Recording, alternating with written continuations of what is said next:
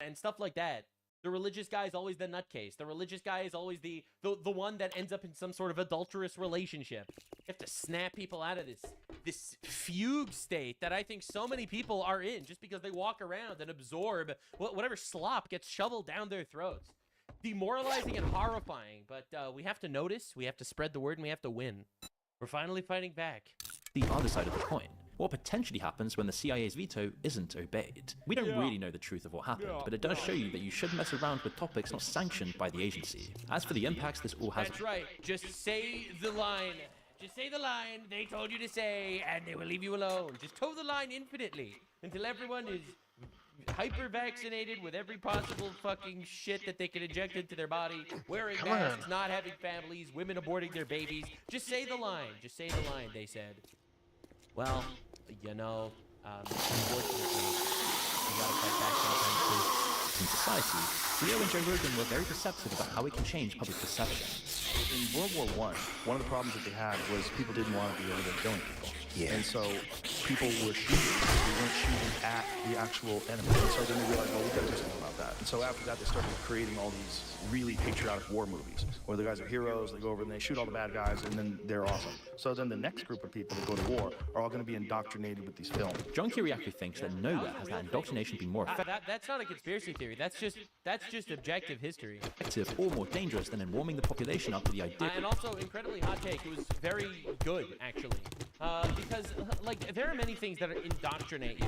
You know, on the one hand, you get indoctrinated by violent video games. Or you get indoctrinated by a society that's telling you, actually, under no circumstances should there ever be killing ever. Ultimately, when push comes to shove, you do need to kill your enemy in war. I know that sounds brutal, but like you look at the Bible, thou shalt not murder is one of the 10 commandments, but at the same time, when the Israelites went to war, God told them to Oh, fuck! You know, like both of these things could be true. Here's torture. Hollywood perpetuates the myth. Get out the fucking— God! Stop loaning the gun for a second! Jesus Christ! Yeah, the big issue is, You can't function while loading a gun? people will lie. God damn! That myth is dangerous. Fucking guy can't jump and load a gun at the same time. Whatever euphemism you can call it enhanced interrogation technique. I don't care what you call it. What we did to some of those people was just... Kiriakou would know. He's the only CIA officer who ever went to prison over the torture program. I objected to the Yeah, CIA's now he's getting paid by Russian state media. use of so-called enhanced interrogation techniques, which I believe to be torture. And I went public with that information in December of 2007. All this time, by the way, I'm waiting for somebody to come out and say something. And nobody said anything. As a result, I was prosecuted and served 30 months in prison. But I'm glad I did. Somebody had to do it. This is especially true in the film Zero Dark 30, which is about capturing Osama bin Laden. John Kiriakou thinks it's the strongest example of making CIA look clean from every angle. Zero Dark 30. So Zero Dark 30, I think, is the most egregious example of CIA interference in all. The CIA gave the filmmakers classified briefings over a classified mock-up of bin Laden's compound. The film essentially pushed that the torture program is what led them to bin Laden. Kiriakou says that's a complete lie. This is a film where the CIA made a policy decision on that it was going to cooperate fully, to the point where senior CIA officers gave that inappropriate classified briefing over a classified mock-up of the bin Laden compound. Okay, that's chargeable under the Espionage Act. The CIA just turned it over. Why? Because it made the CIA. In real life, intelligence work is every decent and morally equivalent. Mainstream TV and cinema don't need to be accurate. They just need to feel right and not leave the audience with feelings and questions of ambiguity. They pick up on this exact point in the podcast. Even though they are torturing people. Now, the entire population is so kind of almost like brainwashed into, but they are good guys, they're okay, as long as good guys are good. And they've got so desensitized towards doing bad shit, and if it's the CIA, or if it's Tom Cruise, or if it's like Mission Impossible, and they're doing bad shit, and they're torturing people, that's okay. Like, nothing else to do, that's okay, you don't worry about them. No, sometimes maybe I'm fucking sit here and make believe that I'm unhappy that intelligence agencies might have done some morally dubious things for the sake of our nation. But you know, overall, I don't trust them and I don't like them. These two things are not inconsistent. So decentralization and controlling the narrative are central to this whole strategy. But there are deeper layers than promoting and suppressing films. The CIA's venture capital arm In-Q-Tel, literally named after Q from James Bond, has been funding tech companies since 1999. Google bought an In-Q-Tel funded mapping startup called Keyhole that became Google Earth. In-Q-Tel and Google then jointly invested in a company that builds predictive analytics by mining web data.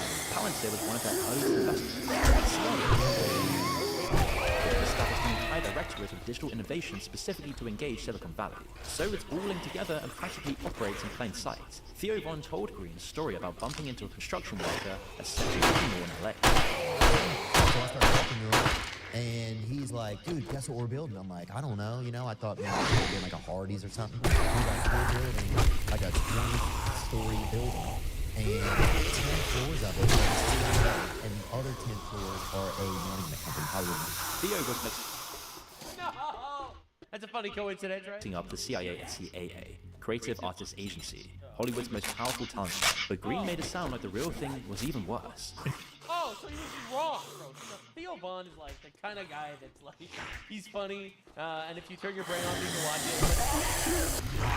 Dumb as rock. I'm sorry, his best friend is Candace Owens, you know? And you go to that building, and they call it like the Death Star. There are like, you know, politicians who are being represented by CAA, athletes, tech pros, influencers. It's pretty frightening though when you go inside. It's almost like Scientology, Like Scientology? Hollywood's version of Scientology. He's describing high-level ongoing talks at the intersection of media, government, and big tech, all in a building lovingly called the Death Star. So you can now see how this whole influence campaign is working. Every single one of these like big government like intelligence agencies are named after the villains in media. Like you have to be like Palantir is named after the Palantir orbs in Lord of the Rings. You know, the Death Star, obviously. Like, what are y'all doing? Far bigger than cutting lines in Marvel movies. It relies on cross-collaboration between multiple arms of state and private power, and the product hasn't stopped at the cinema. It's been actively following the audience, which means you, wherever you go, including online. Do you think the CIA have a strategy for podcasters and for podcasting? I think yes, now they do.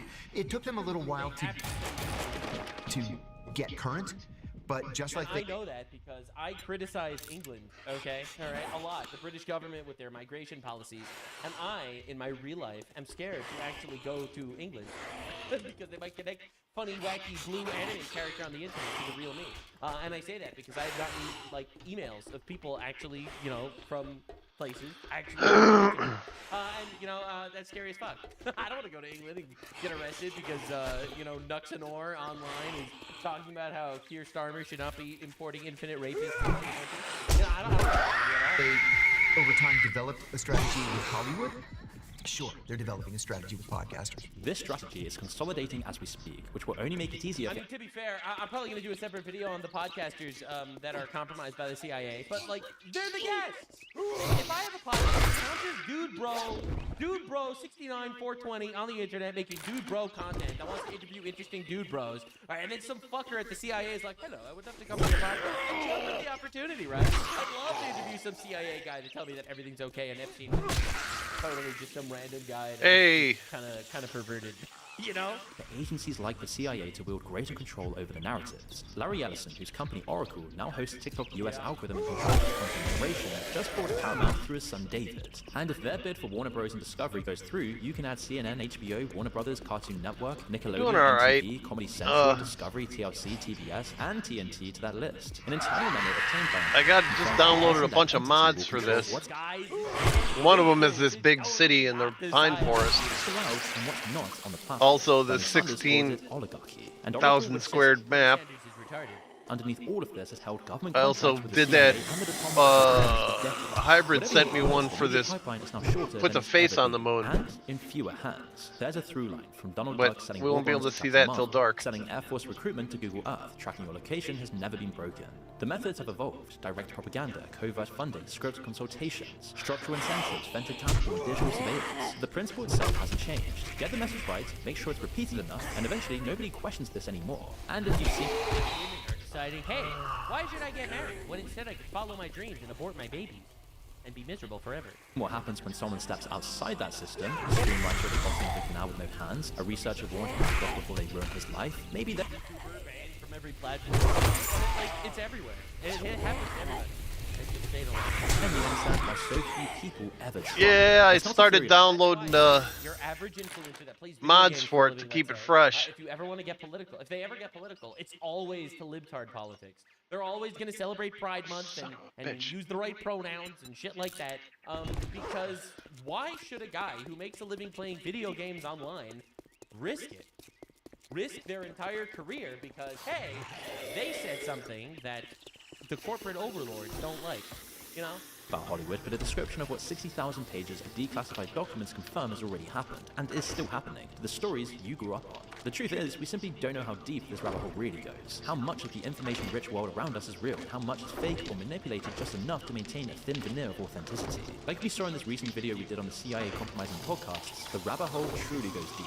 In any case, the strategies employed by the CIA and the government to influence the media are not theoretical, and they don't spend millions on them for no reason. So whilst Oh, we no. see You know what? TV shows, can you really take I them didn't. at value? I If you got think it. you I can, ask yourself downloaded it. I how just much didn't longer you install it. think this would be the case.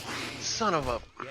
No, that was I don't know, a couple of pointers that I disagree with as we go, but in all, I do agree absolutely that there is a very nefarious plot by the tech overlords and the government retards and the intelligence group to psyop you into believing in their false reality. I've been so I do believe very, very much that is something that focused on trying to make partner. for a very long time to normalize the Yeah, I've been so focused on trying to make partner, I completely forgot about it.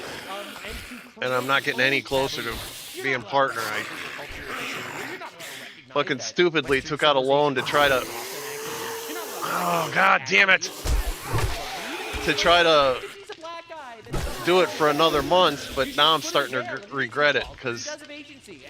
Yeah, I may have made a bad mistake. To be aware of, which is why I personally am very, very grateful and thank God. There's some people who disagree with my faith that we have something called the Bible, an ultimate truth, in my opinion, that was given to us by God via divine inspiration, and that is something that is objectively true. You could build your moral philosophies and your worldviews and your social arguments off of a foundation that you know is real, instead of off infinite lies and psyops from everywhere else, which, coincidentally, are all constantly targeting the Bible, right? And making religion look stupid and making it ridiculous to believe in Sky Daddy. That's my personal stance. And that's why it's the biggest threat to the worldview that they're trying to push on you, because you can't psyop people into, mistranslating the Bible at this point. It's the one foundation of truth that exists, and you could build off of it forever. That's why they hate it, because it's uncorruptible. Evil can't create; it can only contort and corrupt. And we see that everywhere. The Odyssey. It's this ancient story, and it's currently being reworked and reimagined and recreated into propaganda slop about girl bosses and how actually Helen of Troy was a black queen from Africa. Anyway, that's just my thoughts at the end. Thanks for watching. Hope you enjoyed. Definitely subscribe. This was a fun deep dive. More deep dives to come. See you in the next one. Bye.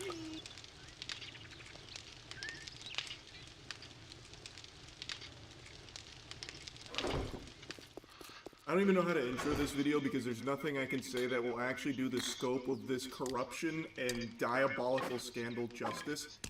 But I will give you the premise. It's around Legos.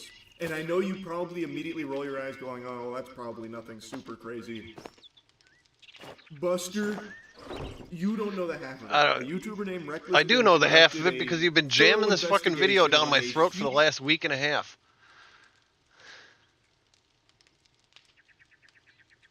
Some old man got $250,000 worth of Legos stolen from him.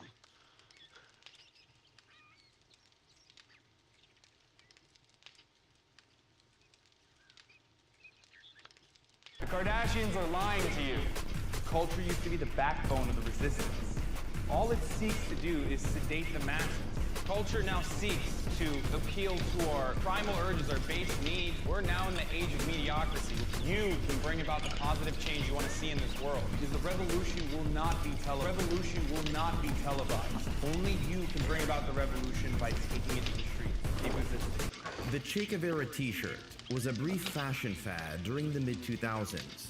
The shirt displayed a reproduced high-contrast print by Irish artist Jim Fitzpatrick. This image was originally a photo by Cuban photographer Alberto Corda, called Heroic Guerrilla Fighter when translated into English. Trust me, this is still a video about Hassan Piker, the Gucci Guerrilla Fighter. Go, just stop. I'm almost certain everyone watching this video has seen this image of Che Guevara in some way, shape, or form. You have also probably seen parodies of the photos, such as Viva la Evolucion, and my personal favorite, Che FC. It is one of the most widely reproduced photos of the 20th century, to the point when the photo is far more famous than the story of the man himself. To give you all a flash bio, Che Guevara was an Argentine doctor from a wealthy family who ditched his affluent life to become a communist revolutionary. He teamed up with Fidel and Raul Castro to overthrow the US-backed Batista regime in Cuba and implement a communist government just and went on a rape spree. Third world country, Florida.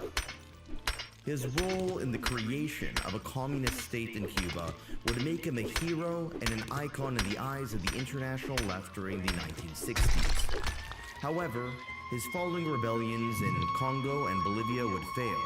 Hold on a Despite second. claiming to be a warrior for the working class in the global south, who were in his eyes oppressed by the evils of capitalism and imperialism, Holy shit. most Bolivian indigenous farmers No, it's disliked alright, Che girl. and his Marxist They're not guerrillas coming for you. for killing so many police officers and Fucking sirens soldiers. scared the crap out of The Bolivian Shoujo. military was tipped off by local peasantry who were able to hunt Che down and kill him.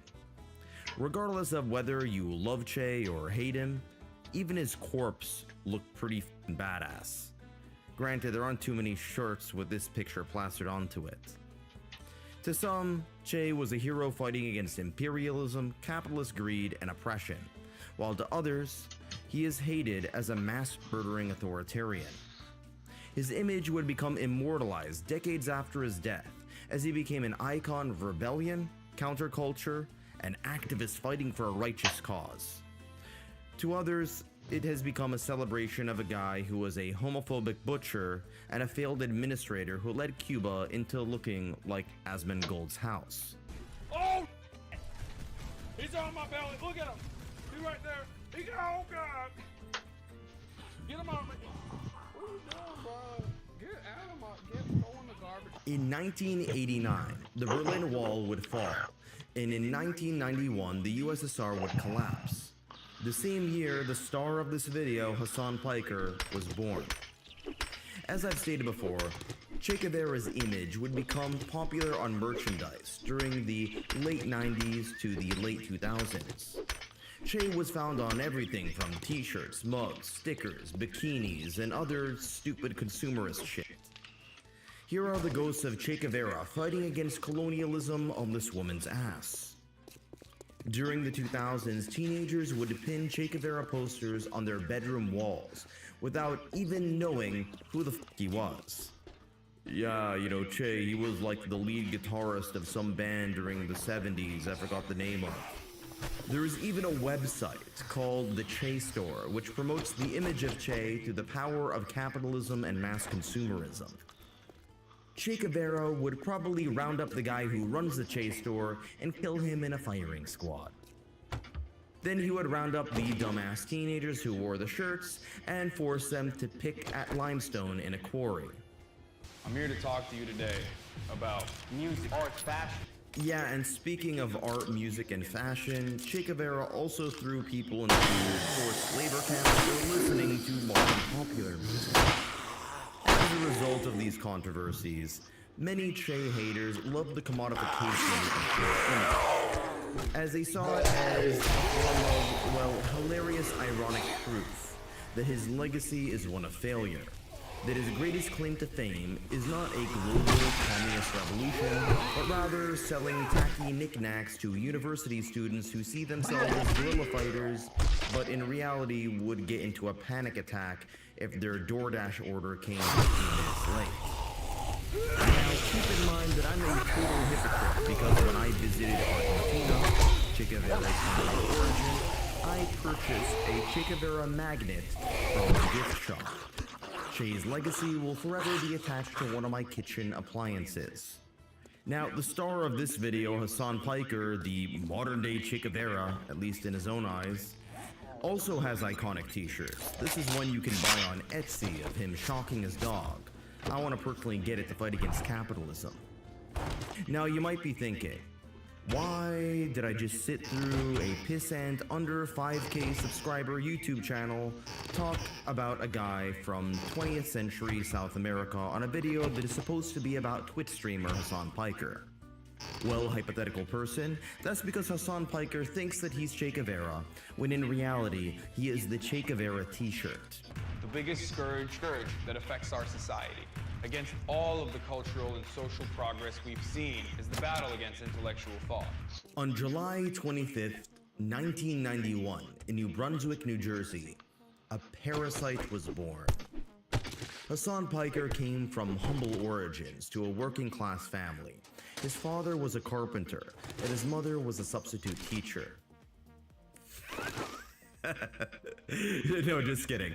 Hassan Piker was born into immense privilege, being born into a filthy rich family. Baby Hassan probably soiled themselves in the finest of silks. Hassan's father, Mehmet Piker, was an economist and former vice president of a multi-billion-dollar conglomerate, and was a prominent backer of right-wing politics in Turkey. You know, the sort of person who Hassan Piker today would advocate being sent to the gallows. His mother is a professor in architectural history, which probably helped when Hassan later bought his $3.5 million Marxist mansion. Speaking of buying property, his mother is also a mega landlord, managing multiple real estate properties. And we know how Hassan Piker thinks about landlords. My understanding is that the property and properties there choose just not to rent them. Yeah, kill them! And murder those fuckers in the street! Let the streets soak in their fucking red capitalist bloods, dude. Now keep in mind that Hassan Piker is a male feminist. I always knew Hannah Montana was a little slut. Well, Hassan, we don't want to be sexist and discriminate against landladies just because they're women, right?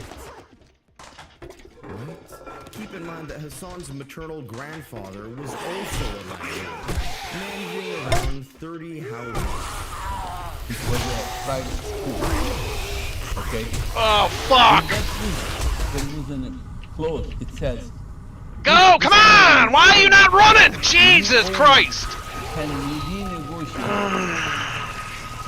That is something unusual. I don't understand why he starts walking slower. I talked to one of the lawyers when I hit run. So I wrote a letter to God damn it. People. They were occupying almost 25-30% of the building, and they were paying something like... There is 5 skulls on this building, so I guess I really can't complain. I'm doing better than I should. I wrote them a letter and said, that's it. Either you get out of the building, which is a big risk, because if they get out, I'm in trouble. And I don't understand why this club sucks so much. That time around 6,800 almost twice as much. And not just any landlord, but a landlord whose primary business strategy was to exorbitantly increase the rent by nearly double the amount the original rent was on strip mall properties used by family businesses. Yeah, kill them! Kill those motherfuckers! And fuckers in the street! Let the streets soak in their red capitalist bloods, dude. Hassan is what you call an anchor baby, as he was born into the country to acquire U.S. citizenship before returning back to Turkey, where he lived up until he turned 18. He claimed that coming from a rich family in Turkey is similar to a middle-class background in North America. However, here is a picture of a young, rotund revolutionary riding into battle. Or more accurately, riding into polo lessons on his pet horse.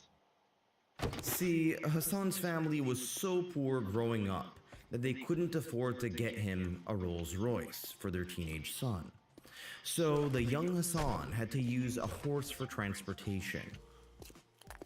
While reluctantly admitting that he comes from immense pedigree, born with a silver spoon up his ass, Hassan has repeatedly tried to downplay his privilege by speaking of quote-unquote financial shifts in his family's finances, which I assume is Yeah, they went perhaps from referring billionaires to a bad billionaires back to investment his billionaires. daddy made, which led him to replace the golden diamond-encrusted toilets in their third mansion with silver opal-encrusted toilets.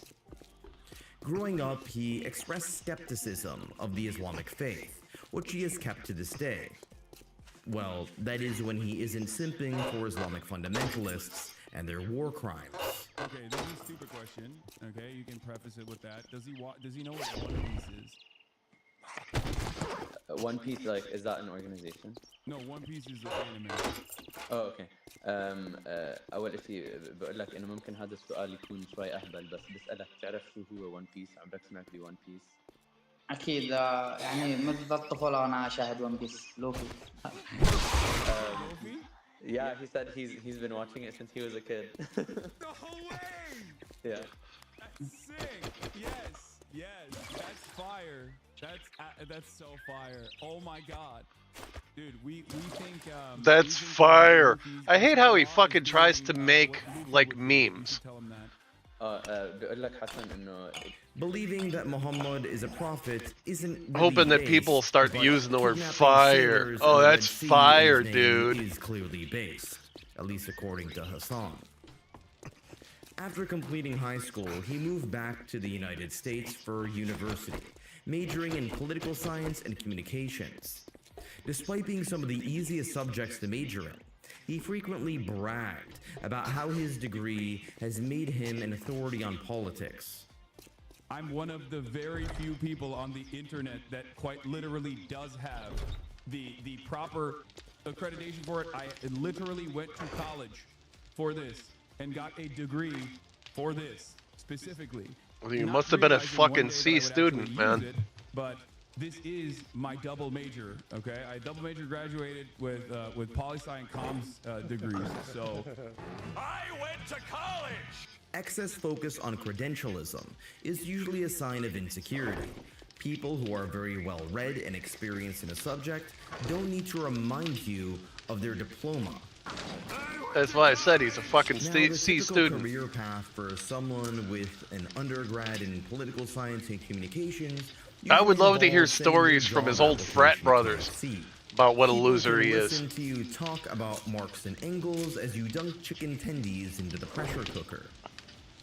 And had it not been for nepotism and looks, Hassan's skill set and quote-unquote talents, or lack thereof, would have probably landed him a meaningful career, meaningful employment, working for Colonel Sanders.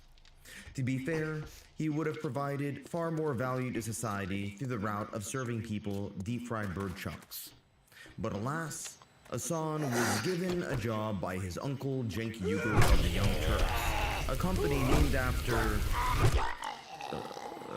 okay, let's just not go there. While nepotistic, this was a great token of goodwill on the part of Uncle Cenk. Whether or not you like Cenk, he did build his own media empire, and, in a way, set up the foundations for Hassan's media empire. This may have been due to familial love, or perhaps Hassan bribed his uncle by allowing Cenk to get some action in his people's estate. If I were the benevolent dictator of the world, I would legalize bestiality where you are pleasuring a horse, and the horse came to a conclusion, right? So who got harmed? Once you go horse, you can't go back. Oh, giddy up. That's a donkey. That's close. You cross the border, you go over there, you find your horse. It's a beautiful horse. Hassan's primary contribution to the Young Turks, aka the home of progressives, was to be a regressive frat boy. His frat boy-like nature could be seen in his sideshow Bro Tips, in which Hassan Piker made attempts at comedy, emphasis on the word attempts. We ask you, the audience, would you rather never eat cheese for the rest of your life but get blowjob, or never get blowjobs for the rest of your life but continue on eating cheese. This was followed by other crimes against comedy. Opinions that I really truly care about in the section below, and if you don't, I'm gonna come to your house and I'm gonna have sex with your dog. I've watched documentaries about the Armenian genocide which are funnier than this shit. Hassan, do you really want to be talking about dogs given your track record? It's going alright. Bro tip days in which Hassan would come out as a staunch supporter of trans rights. This was when he started his jihad against transphobia. Gaga as a top contender for Babe of the Week should be the fact that she might have a penis. The fact that Lady Gaga might have a small penis does absolutely terrify me. Hassan also shared some, let's just say, unorthodox views on the age of consent. Back again next week when we discuss the legendary question of all time, old enough to count, old enough to mount, question mark? Now, we don't want to be Islamophobic here. Many of the Islamic fundamentalist forces Hassan Piker supports do marry girls once they can solve 2 + 2 = 4. Hassan would move on to Twitch after quitting TYT. At the time, Twitch was a recently founded platform for live streaming gaming. This was right around the time when the online political atmosphere was shifting away from the anti-SJWs and conservative content towards more left-wing content. God damn it. At the time, he was supported by a left-of-center streamer by the name of Destiny.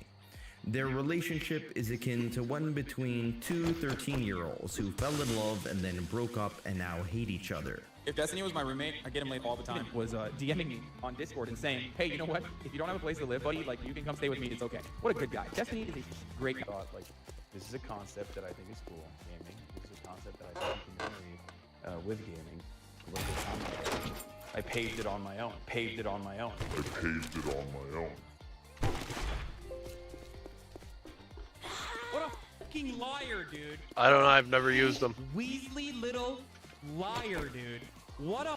As you can tell, Hassan Piker's immense privilege meant that he never had to go through the absolute torment of small channel hell that most independent content creators have to go through.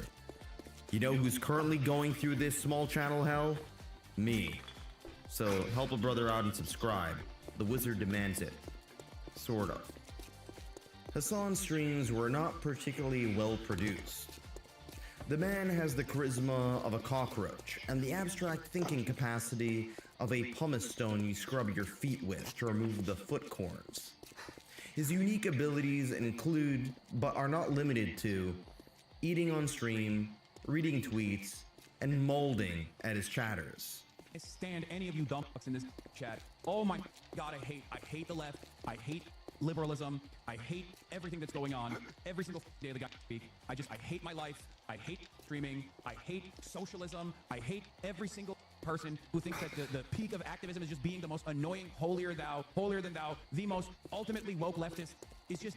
But this still worked, given the name recognition he got from his previous Nepo job, and striking when the iron of LeftTube was hot. Oh yeah, and another factor is obviously his looks. I started this video off talking about Che Guevara as a framing device. Che's image became so iconic because of how good looking he was. Raul Castro was just as historically important, but never became a symbol or an icon because he looks like Mr. Burns from The Simpsons. Mike from TA is another far left streamer, yet he never gained the significant traction that Hassan did because he looks like Ron Jeremy with ED. Hassan became Twitch's golden boy under the CEO I think I'm gonna and toke a Dan little. Clancy. But Funny I guess enough, I'll leave it Twitch unpaused was so bought that by Amazon.com in 2014, making multi-millionaire Hassan, slayer of billionaires Piker, a humble employee of billionaire Jeff Bezos. Now I know what a lot of you are going to say. Hassan is living and quote-unquote working, I'm using that last term loosely, in a system of evil capitalist exploitation. This, well, let's just say argument, is usually summarized with this meme of a medieval peasant who says that we should, quote, improve society somewhat. And for some reason, we see some sort of Redditor popping out of the well saying, "Yet you participated. Be very smart." All I can say to this meme is, you got me. All the points that I made in this video have been debunked. I guess it's time to end the video. Thanks for watching. Make sure you subscribe to my tiny pissant channel. I'm the Wizard of Wit. I've been by this crudely drawn webcomic. This video really just sucks, and you should downvote it and then move on to Hassan's Twitch stream.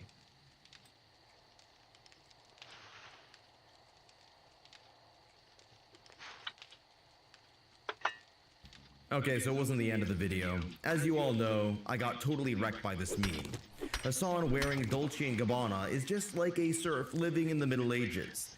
Think about it. Hassan spent $1,000 on a suit just so he could feel the pain of the poor by looking like a potato sack. This meme has been used to explain away the fact that so many so-called radicals like our friend Mr. Piker are hyper-consumerists. Forget about the luxury products for a second. I have no idea. I don't know what they do. Bookshelf behind him, without any books.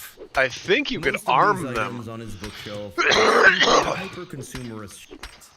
I'd give him a pass for this until I found out that one of the items is a giant labubu.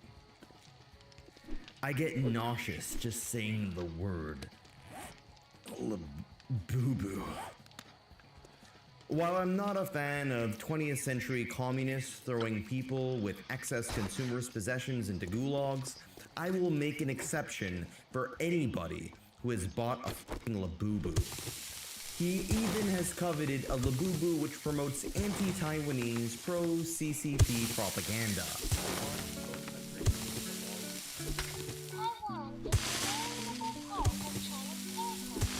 That's so sick. That is unironically the coolest fucking toy. Speaking of propaganda, Hassan Piker has used his position as the Sultan of Twitch to preach a worldview that I would describe as dorm room dogma. I call it dorm room dogma because it refers to the beliefs that are common among privileged university students. 19-year-olds who have never had to work a day in their life, yet know how the world works because they learned the definition of colonialism like 2 weeks ago. Dorm room dogma is not a belief that all or even most students at prestigious universities have, but it is the most common among this demographic cohort as opposed to, well, just about everybody else. The purpose of this video is not meant to be an in-depth refutation of each of Hassan's overarching dorm room dogma beliefs. Perhaps I'll dive into that dumpster fire, I'll dive into the slop bucket in the future if there is enough demand, which given the track record of my channel, there probably isn't. However, I do think it's worth giving an honest quick rundown of Hassan's worldview for context, and why this worldview resonates with a certain type of teenager who sees injustice in every corner ever since they were 10 years old and mommy took away the PlayStation controller. Dorm room dogma can be broken down into a handful of overarching beliefs revolving around a binary of evil oppressor people versus pure oppressed people. This worldview in and of itself can be broken down into three main parts. The first one is a set of economic ideas revolving around communism and Marxism. This pits good, wholesome, working-class people against evil, icky, rich people. For some reason, Hassan is in the poor people's camp despite his love of Rolex watches. To be fair, even Che Guevara loved Rolex watches, claiming that he needed the possession of this high-end watch to fight against capitalist pigs. I'm sure the same is true for Hassan's Gucci clothes. Number two are social beliefs through the lens of intersectional feminism, which views the world through a set of overarching conflicts between racial and gender-based groups. Well, I'm gonna be honest, I am a tall, white, heterosexual male, which puts me in a no marginalized category, and I feel like the only time I've ever been passionate about anything and gotten commentary on it would be like my love for cheese, I guess. Now you might be asking how Hassan reconciles his belief in intersectional feminism with his Islamic upbringing, which has a long track record of sexism, homophobia, and to a lesser extent racism. And the answer to all of this is that he cannot. The third and last leg of Hassan's worldview is anti-Western campism, which posits that the world can be divided into an evil set of Western countries filled with oppression on one side and a good, wholesome set of poor, colonized, tan-skinned people countries on the other side.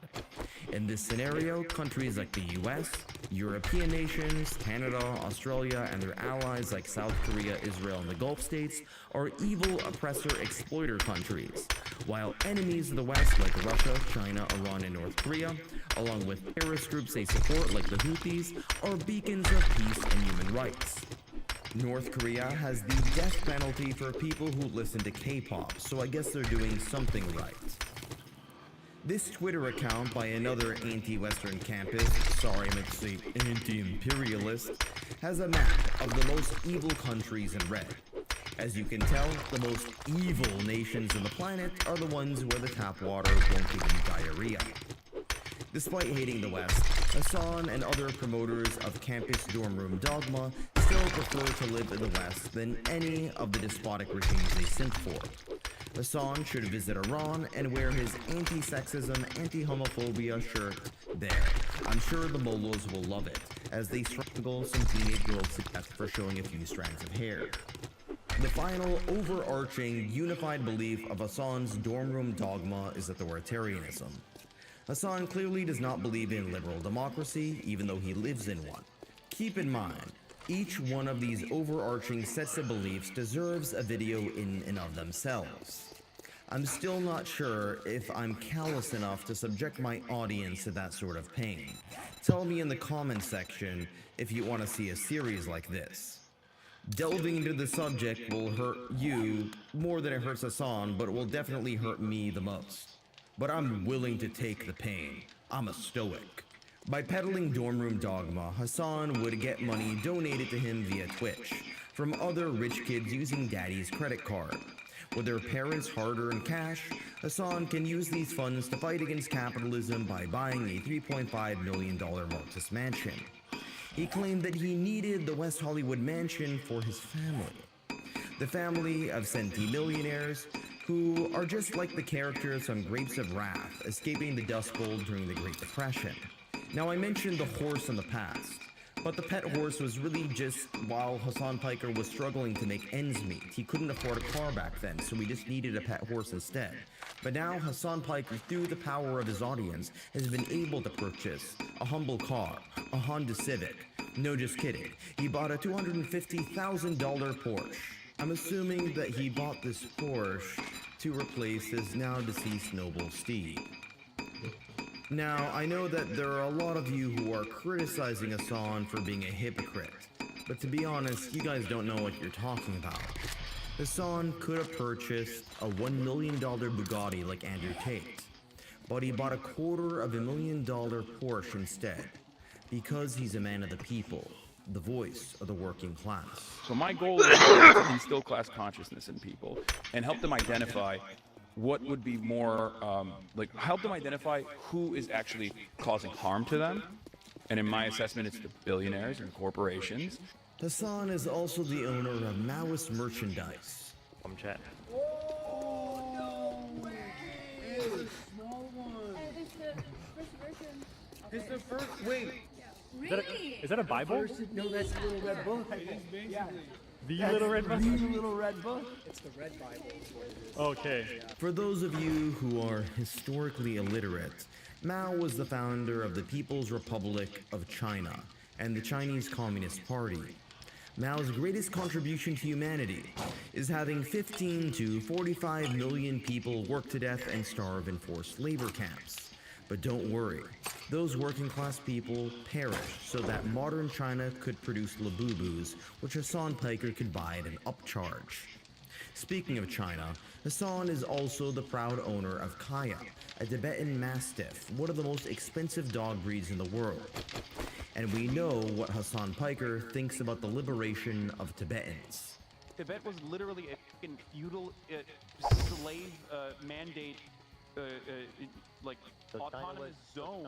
China did them a favor. That was one. I mean, in America, when I say something like this, people get very upset. You know, we talk about the Dalai Lama saying "suck my tongue" or whatever, but like that's not far from the norm in being normal Tibetan existence before the Communist Party came in. America, Kaya, please just fucking go. Just stop. This leads us to the most pivotal legacy of Hassan. Even if Hassan manages to destroy capitalist America and Western civilization and turn it into a CCP colony filled with teenage fangirls working in sweatshops making labubus for the daughters of rich Chinese billionaires, Hassan shocking his dog will forever be the most iconic and iconic moment of his life. Hassan has taken a private jet to music festivals like Coachella, which costs a minimum of $500. I'd pay $500 to watch Iggy Pop shake his grandpa titties for the last time before he dies, but you'd need to pay me $500 to see Hassan. He also continues to spend insane amounts of money on designer clothes, while at the same time not having any fashion sense. Who cares about the hypocrisy of a communist wearing thousands of dollars in luxury brand products? You need to pay me $8,000 to dress up like this in public. Something tells me that Hassan is just some sort of thespian satirist, mocking all the Marxists who look up to him and see him as some sort of revolutionary, when in reality it's just a performance act to make a parody out of his own fan base. This photo of him reading a book by the leader of the Russian Communist Revolution, Vladimir Lenin, while wearing a $4,300 Cartier ring, looks like something a pissant humorist YouTuber like myself would have made up to make fun of Hassan Piker. Yet here Hassan is.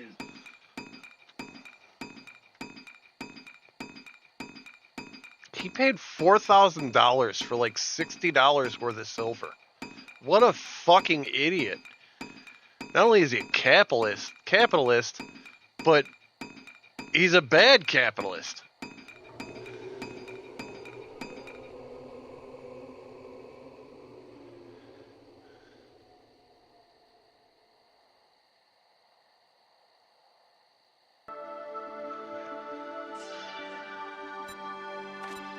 Hey guys, welcome to the Liberal Hive Mind, a channel solely focused on exposing the abundant hypocrisy of the left. And of course, here's the meme of the day, brought to you by 5mind.com. There's nothing better than watching leftoids losing their damn minds, basically getting their just due, playing stupid games and winning stupid prizes. And while this week's been full of that, as you guys know, outside the New Jersey Delaney Hall Detention Center, a massive group of far-left Antifa goon anarchists have essentially been raising hell, causing chaos, and endangering ICE agents all week in front of the facility.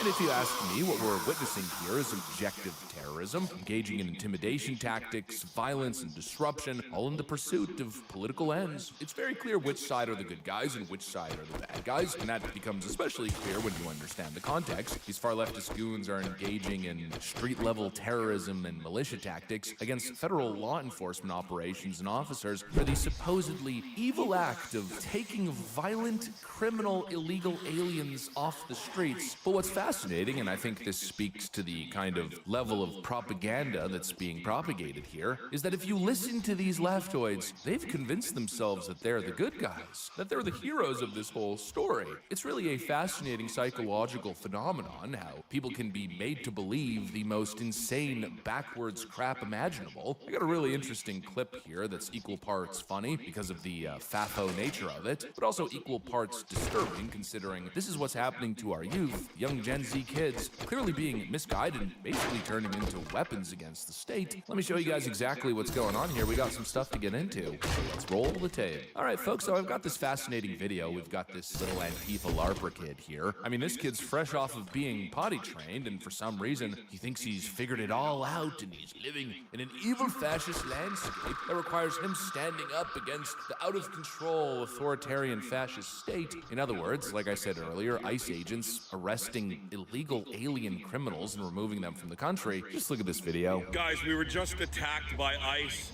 and Triv has been arrested. I tried to grab onto his back, and they hit me with OC spray in the face. Triv is currently in custody in Delaney Detention Center with the ICE agents. They dragged him through these cages over here. He went over here, and they brought him through these gates right here. I will keep you updated. We'll keep you updated, let you know what happens. I gotta take some time to make, get the pepper spray and stuff out of my eyes and my face, but Triv has been arrested. Again, that clip to me just speaks to the lack of nuance when it comes to left-wing thinking. The fact that people fall for this stuff. I was pepper sprayed, therefore I'm the victim. It's the same kind of thing that led to BLM, for instance. Black person was shot by police, therefore police murderer, police bad. Yeah, ignore all other context, like the perpetrator being stopped in the midst of a violent felony or a felony in general, attempting to flee, resisting arrest violently, attempting to attack the police officer, possibly brandishing a deadly weapon. Yeah, ignore all that context. He was shot by police officers. It's time to friggin' raise the country down to the ground. We live in a fascist police state.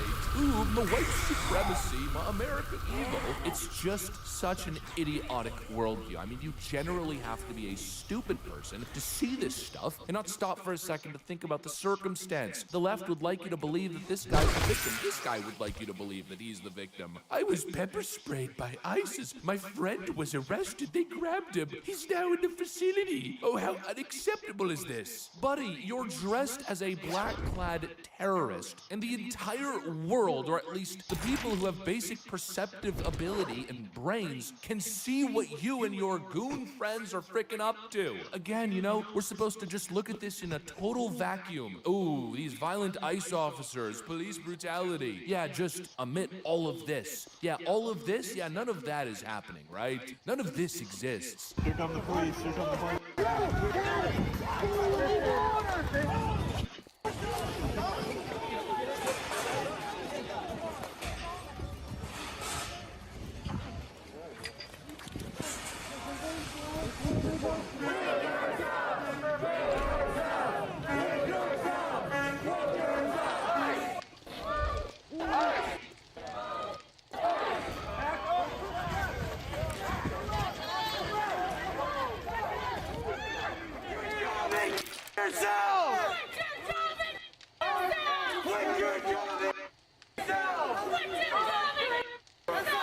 Folks, these people are anarchists. They're extremists. These are people who have been made to reject the very existence of federal authority. But what's crazy is that they've been made to believe that this is okay. ICE officers can... They've been made to believe that they're the authority. But them engaging in mob terror on the streets, that's somehow righteous? Engaging in acts of street violence and terrorism? Blocking operations, attacking officers, trying to shut down lawful enforcement by force? It's completely unacceptable. It's a blatant attack on civil society itself. It's the kind of mob rule that tears a nation apart, that totally rips the fabric of ordered democracy that we depend on. It's something that in the Western world and civil society should never be accepted. But what's crazy is that today on the I'm just in a hard area. Accepted. It's normalized. The left has normalized these extreme... I'm trying to loot nearby buildings. All the nearby buildings are 5 skulls, and I'm only like... I'm still low level. I'm only on day 2. But it obviously doesn't meet the moment, I might have some more points. I got one more point to add. This would be necessary if we were living under an autocratic regime, if we were in Iran, for instance, and we had mullahs ruling over us, killing thousands of people on the streets and forcing ideology. Dude, I haven't even thought about dinner. It makes sense to rise up. But I got some leftover pizza from yesterday. I'll probably just eat that. It makes absolutely no sense, and you know that it makes no sense because the only thing that's changed is the president. Everything is pretty much the same, except instead of having Joe Biden in the office, it's Donald Trump now. The checks and balances, the system, from the Senate, Congress. Essentially, nothing has changed. It's still the same country. It's the same system. But because Donald Trump is now the president, a president, by the way, who is no authoritarian, is no king, has very limited powers, that now justifies a violent resistance against the state? Violent uprising? No. This is wrong, folks. This is wrong to an extent that I think most people don't seem to understand. This is an attack on everything that America is supposed to stand for. And the fact that it's just a news story on the weekend that people kind of gloss over, oh, well, you know, Antifa's up to their usual shenanigans again, that is a type of complacency that I think will lead to very negative outcomes. It's time to take this stuff seriously and label it as what it is. It's an attack on the very order and the fabric of the nation. And you know what? To get a little bit conspiratorial on your app, it's also likely a chaos operation conducted by foreign adversaries. It's not just a headline, folks. It's something so much bigger, so much more sinister, and so much more dangerous. And it comes back to that same question that I always ask in these videos. Why do we accept this? In what universe is this even remotely acceptable? Well, the answer is that it's not, and I think it's probably time to start acting that way. Frankly, what's needed here is a massive freaking crackdown. These people and the groups that are funding this stuff and organizing this stuff need to be completely dismantled. I'm talking RICO charges. I'm talking massive crackdowns on the streets. And I'm sure the leftist argument that would follow then would be, well, people have a constitutional right to assemble, but you'd have to be a moron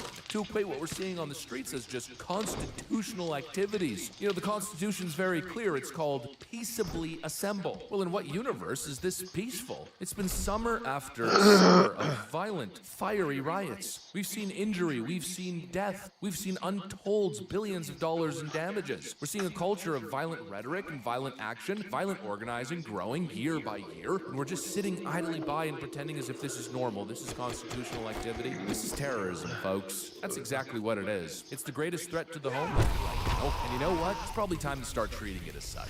Anyways, that's what I got. Thanks for watching, and I'll see you on the next one.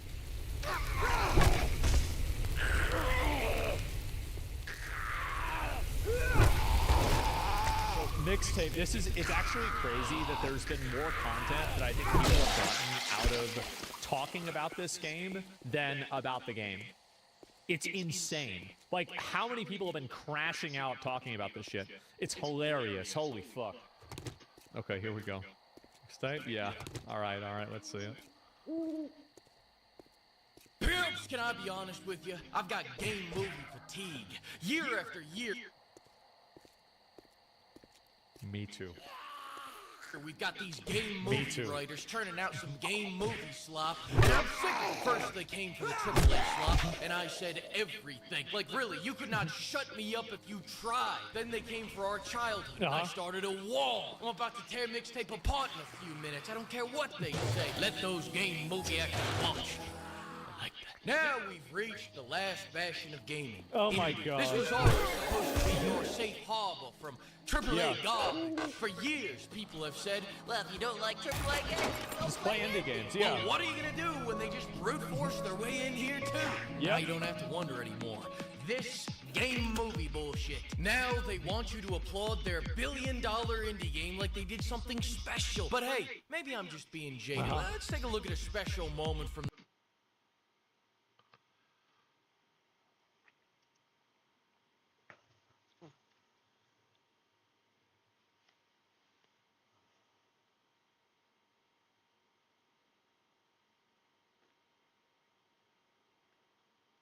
those game movies sound stupid. Hey, what if the game was nothing but cutscenes?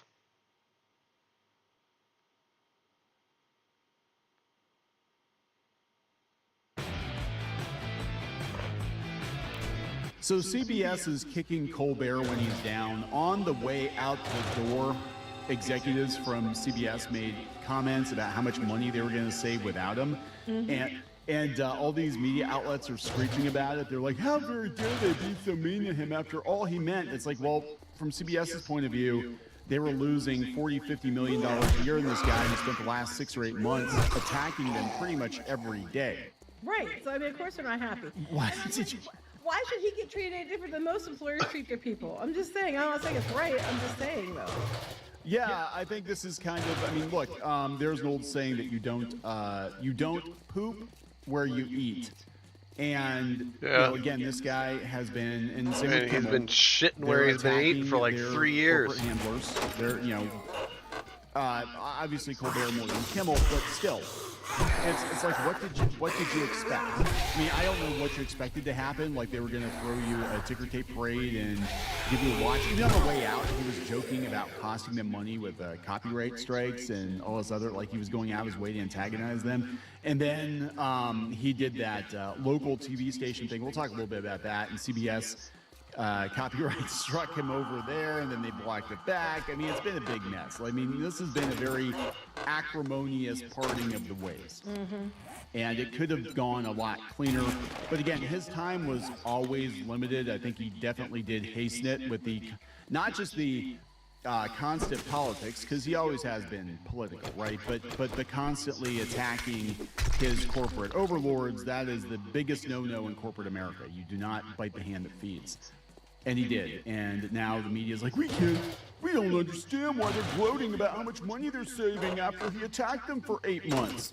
As I said, I'm just like, the dude went on because he found out he was getting gone. And I get it. I mean, you're mad. But he did. He just, like, went over the top. And then, like, towards the end, they were just, like, throwing furniture off the roof. Oh, yeah. It was crazy. I mean, it was like any other company, they would have terminated you on the spot. They would have said, here's your box, Steven. Put your shit in a box. Or better yet, we'll mail it to you because we don't trust you not to throw the furniture off the roof. Yeah, well, it was funny. They got was it, Letterman has an axe to grind with him too. Yeah, so it's like, look, do the best job you can do for the time that you're there. But yeah, if you're taking, I mean, honestly, that's on them too. If you're taking a paycheck while you're attacking them, simultaneously attacking them, I mean, that's a them thing. They could buy him out. I think he was hoping they would buy him out because they probably would have, you know, had to shell out millions of dollars to buy him out, but they let him ride.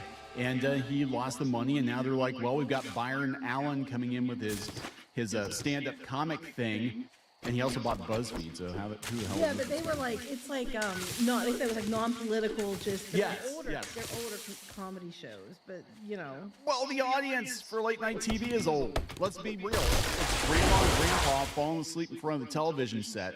That's who's watching these shows. And they even said that, you know, in the case of Kimmel, like the desired demographic, you know, the people with jobs, they're like 25 to 55. Yeah, they're not watching your show. They're not watching it. It's retirees, unemployed people, you know, it's being left on at the airport or whatever. I don't know, all this shit.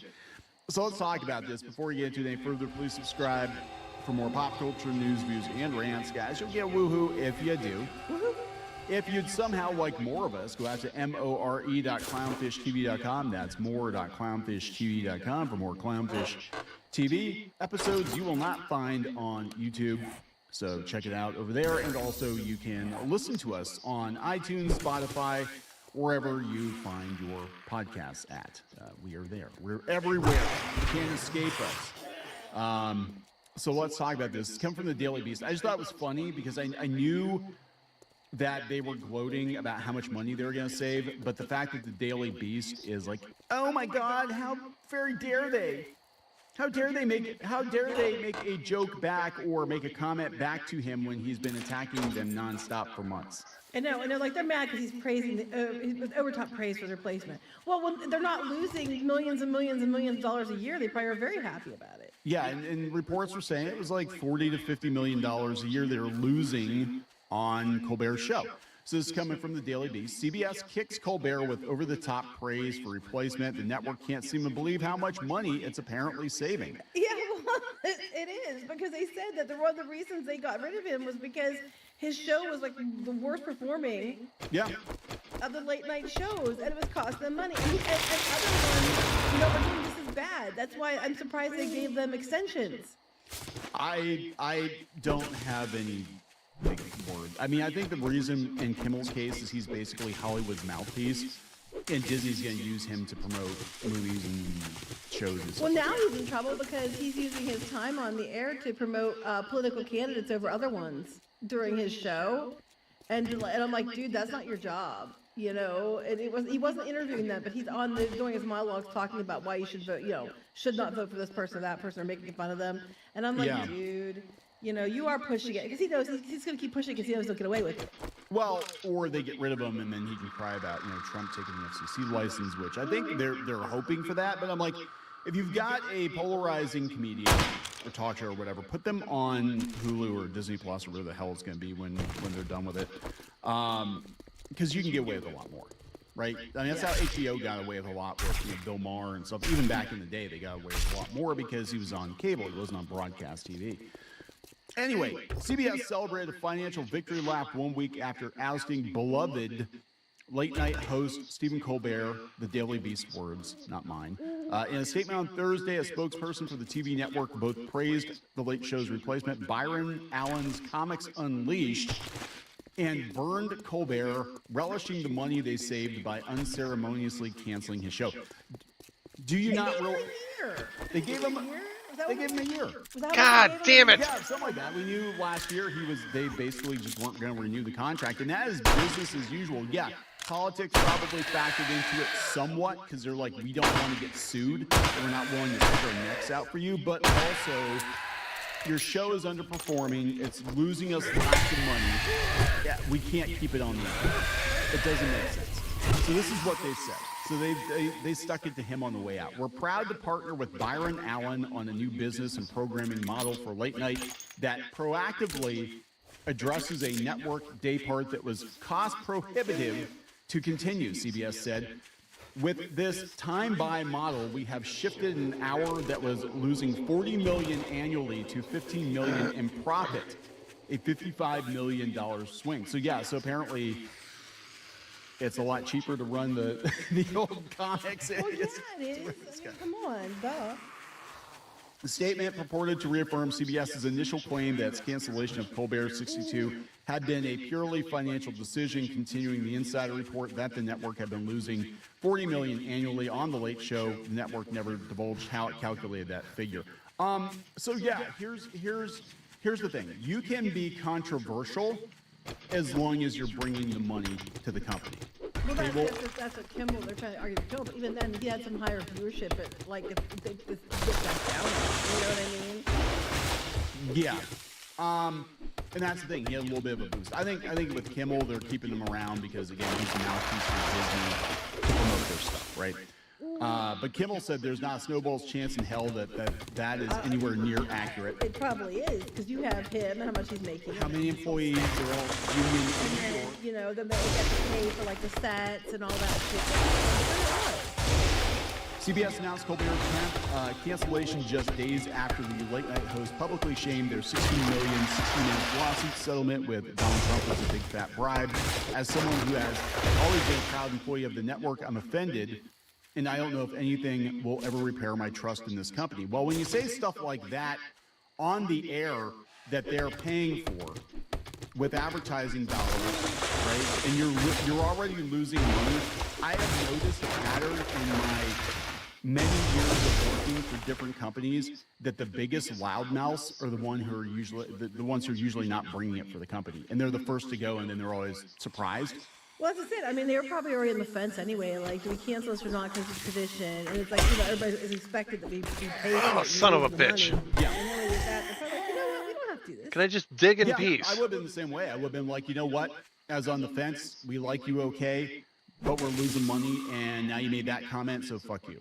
Well, shouldn't these outlets be thrilled because they replaced the white guy with a black man? I know, right? Look at all the diverse comics that you're going to see from like 20 years ago or whatever. They would be all about this. So, yeah, in the statement, CBS equally relished its new money-making arrangement with Byron Allen, 65, who also apparently owns the Weather Channel and a bunch of other stations. And he wanted to buy Paramount. So this is what's so weird. He wanted to buy Paramount, and so he kind of sort of is because he's paying them. He said under which he purchased the coveted 11:35 time slot from the network as part of Allen's time-buy deal. The billionaire media mogul covers all production costs associated with his comedy panel show, Comics Unleashed. So there's no production costs. So do you like it he paid them to get the stuff? So yeah, they're not like paying. I thought they paid Allen to get the stuff, but they're not. Allen paid them. Yeah, well, it's a good deal because that is a good spot. He said in turn he gains the right to sell the advertising himself. So he's buying the slot, but then he gets to keep all the advertising. Okay, but then see, if they were like making money hand over fist and they were lying about losing money, why would they sell all the advertising money and that time slot for $15 million to somebody else? Yeah, because it's they would be getting a lot. They'd be asking a hell of a lot more, asking for a cut of the money, like because we have to replace our losses. The fact that they're doing this tells me that they really were losing all kinds of money, and it's better for them to just like take the $15 million and call it a day. And that's actually relatively cheap because you're talking, a little more than $1 million a month, and you get the late night slot to put in there whatever you want. And he just bought into BuzzFeed. So, this guy is a billionaire. He's not dumb. Byron Allen is not. I thought they were paying him. No. It's up there. He bought the spot. He bought it. Oh, so yeah. So and for only $15 million, they sold it. They were losing. If they were making the money that Colbert and Co. claimed. Yeah. Then they would not have sold it for $15 million, and they would have kept it on the air, or they would have done something else. They wouldn't have done that. They're ahead with that money. They figure. So that tells me that they probably were losing money. Yeah. So the statement seemed to reveal for the first time that the billionaire media mogul had purchased the time slot for $50 million, which is dirt-ass cheap. Think about how much it costs to buy a single Super Bowl ad. And you're buying the late-night time slot for a little over $1 million a month. And you get, as long as you bring in more in advertising, because a lot of this stuff, I think, it's reruns. Is it $15 million for a year, or is it for a month? I think it's for a year. They said Allen had previously, because they said for Colbert, they said it's a $55 million swing. So that means that it was $40 million a year they were losing. Okay, so yeah. So it's like $1.2 million, $1.1 million, whatever a month, $1.1 million a month, and you get that spot, and if you can make $2 million off of that $1 million spot, which you probably can do that. I mean, to CBS, that's not going to be a lot of money given how much they were spending on Colbert. But if he can make the same amount of money, and his stuff is supposed to be brand safe, that's what he kept stressing. Was it was going to be good, clean fun, which means it's going to be brand safe, which means he probably has a better chance of attracting advertisers to his stand-up comic reruns than they did of attracting advertisers to Colbert because he's so polarizing. So it said CBS's self-proclaimed financial victory comes days after the network's late-night primetime viewership dropped by 85% after Colbert's exit, whereas the Late Show's final ever broadcast netted the network 6.7 million viewers. Well, yeah, why would they stick around if he's gone if they're watching him? Well, they came into the last show. Of course they did, because they wanted to see me do something else that was crazy or something, say something stupid or crazy, and that's why they tuned in. Yeah, and instead he went to this local station. The copyright struck him, and then they walked it back. But well, here's the thing. It might have been a case of, like, as we talked about before, there's lawyers and stuff that work for networks, and they just go and do stuff, and it doesn't mean that the network did it. The lawyers could have done it. It could have been a case of the lawyers just did copyright struck it, and then the network had to, tell them, no, you can't do that. Yeah, but I just think it's really. I think it was funny that they, after he left, man, we're gonna save so much money after this guy's gone. Anymore, it's like whoever's willing to pay the most.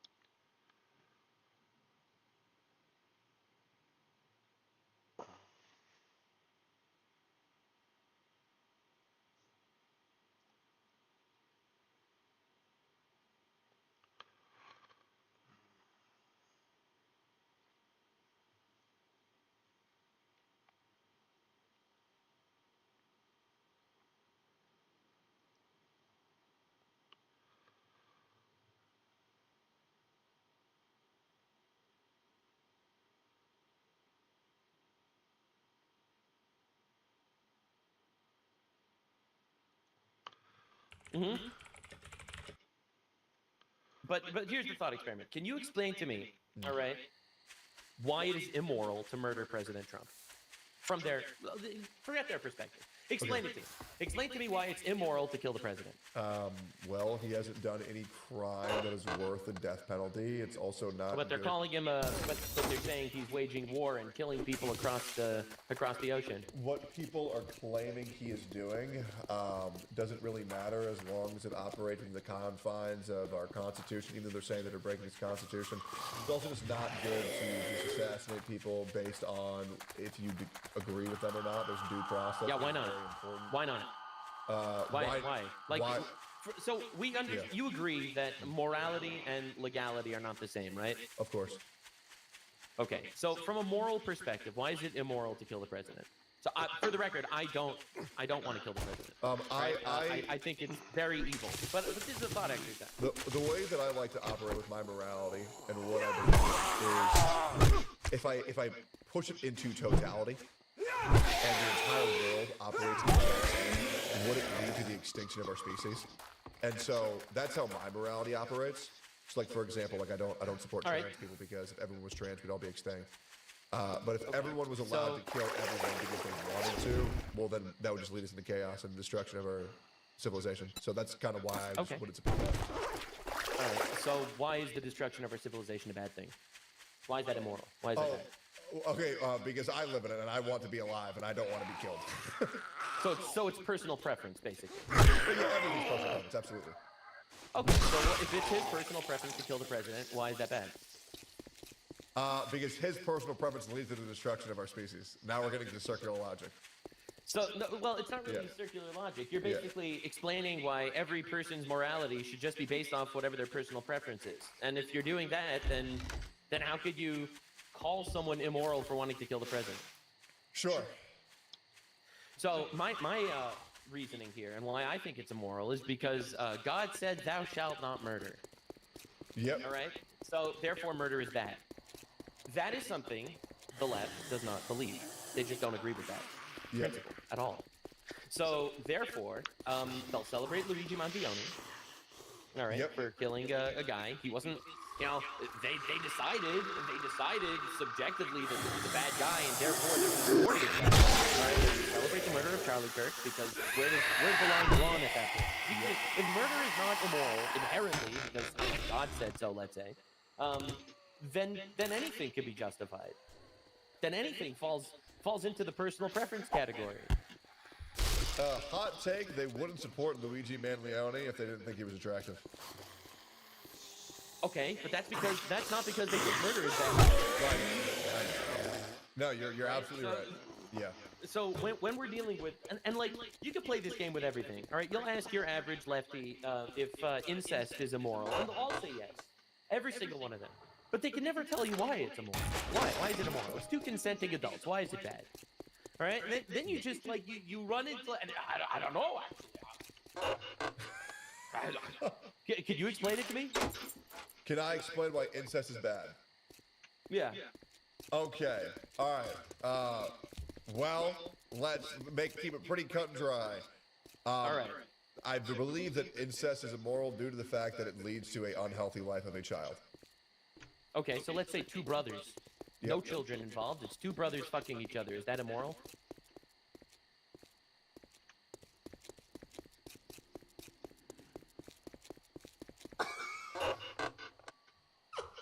Yes.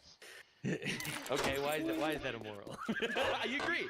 I agree with you. No, I know. I know. What? Right, this is again. We're going leftoid logic. Right? Well, why is that bad?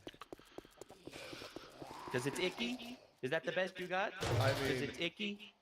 I'm trying to think how I can explain why it's wrong. Hmm.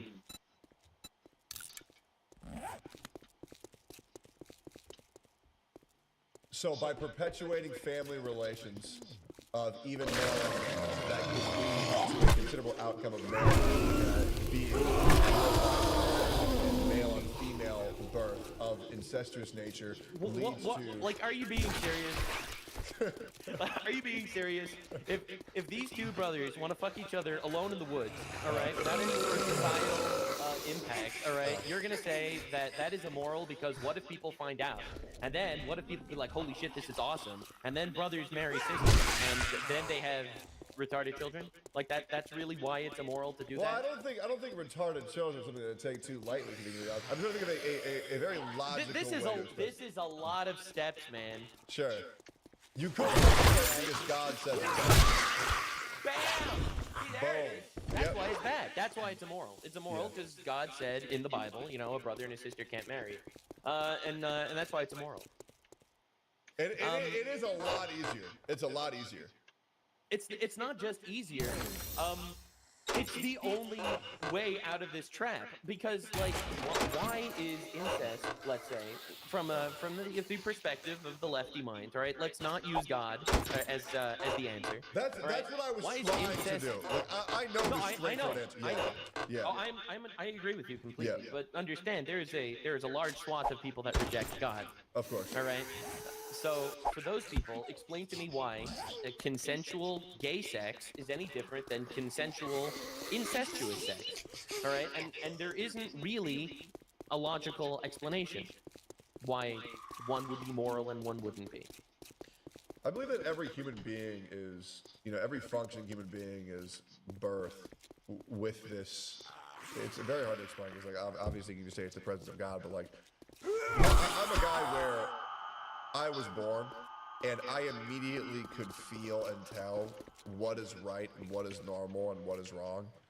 And it's a lot simpler to say because God has instilled these values in me because it makes sense. If you go by what the Bible teaches you, it's very simple. Man is made in the image of God. Yes, I think that absolutely. you're right.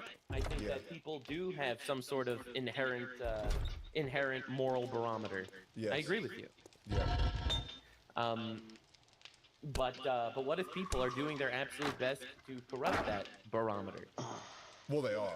And now all of a sudden they're celebrating Erica Kirk being a widow. Right? She's not mourning properly. Right? They'll celebrate assassination attempts on Donald Trump because Orange Man bad. That And look, that was the thing that I kind of drew the line with Drewski because I was like, bro, we're really gonna shit on Erica Kirk. Like, what the fuck? I feel like if you're shitting on Erica, you're just like actually retarded and not understanding that like the whole firework parade thing that wasn't Charlie Kirk's funeral. That was a celebration of life ceremony. But people don't want to acknowledge that because they want to believe that Charlie Kirk's wife is now getting ran through by black dudes because they just want any attempt to besmirch that guy's legacy. Just like how they only just call him, oh, bro, he was a podcaster, by the way. He was a podcaster, by the way.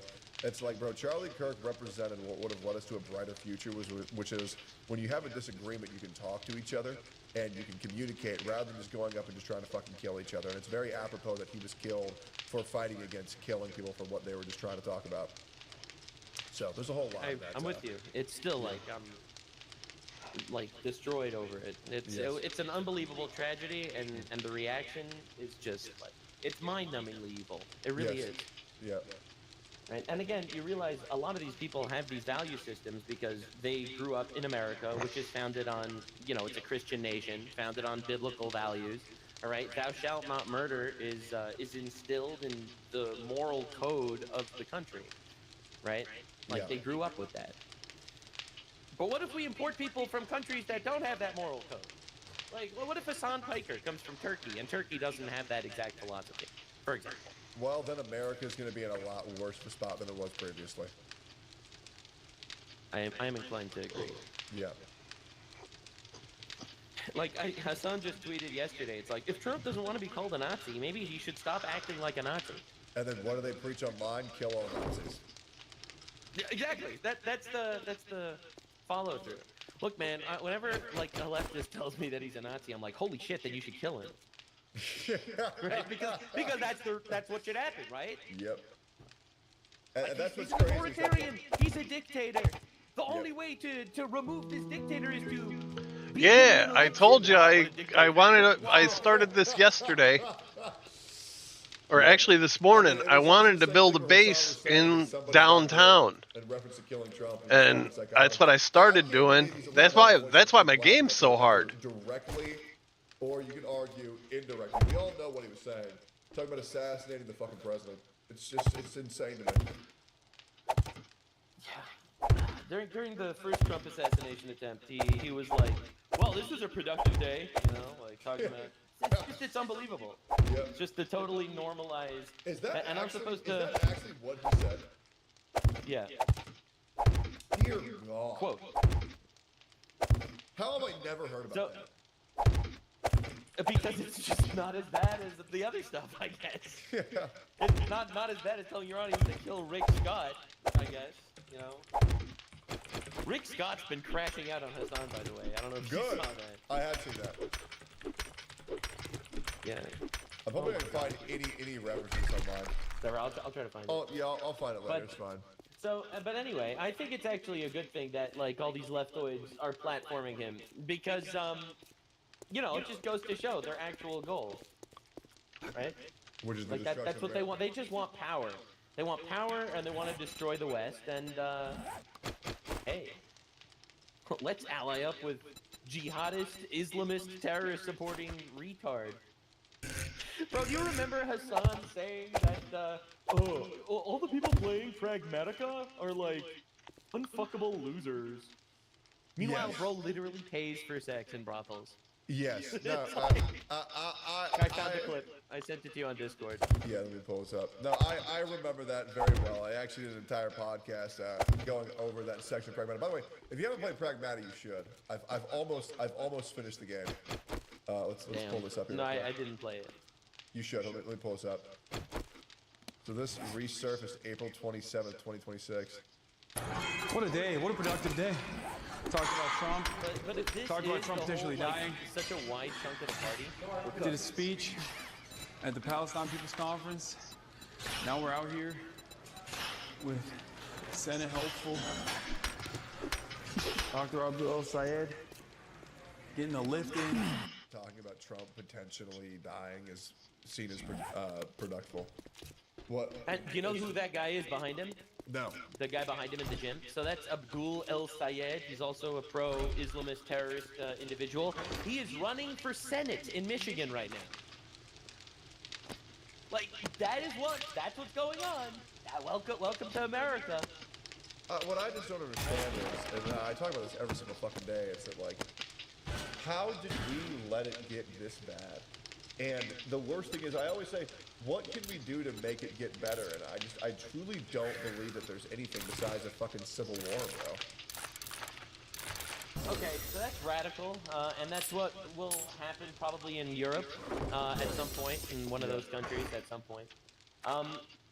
But it is pretty bad. It is pretty bad. I mean, what else are we gonna do? These people don't want to be rationed with. They don't want to be talked with. When you try to talk to them, they try to kill you. So what other choice is there than go to war with our own fucking country?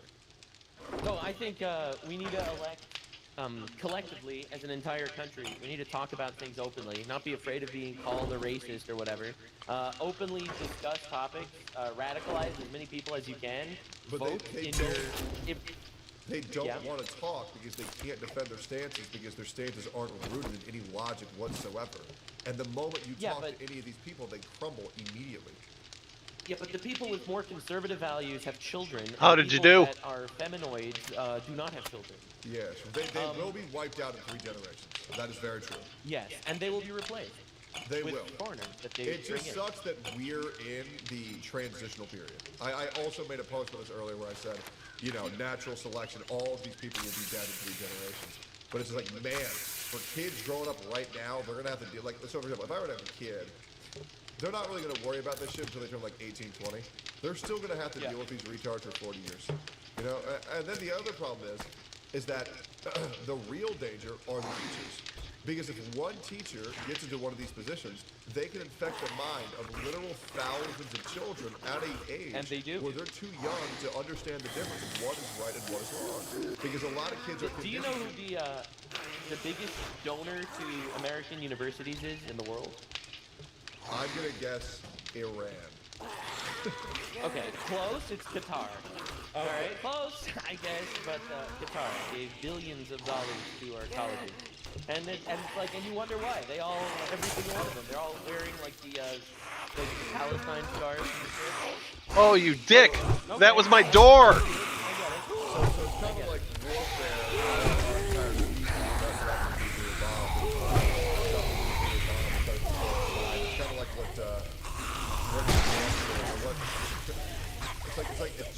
Japan's model, where it's like reducing the population rate. It's so fucking good. Nobody wants to have sex. They're gonna jerk off.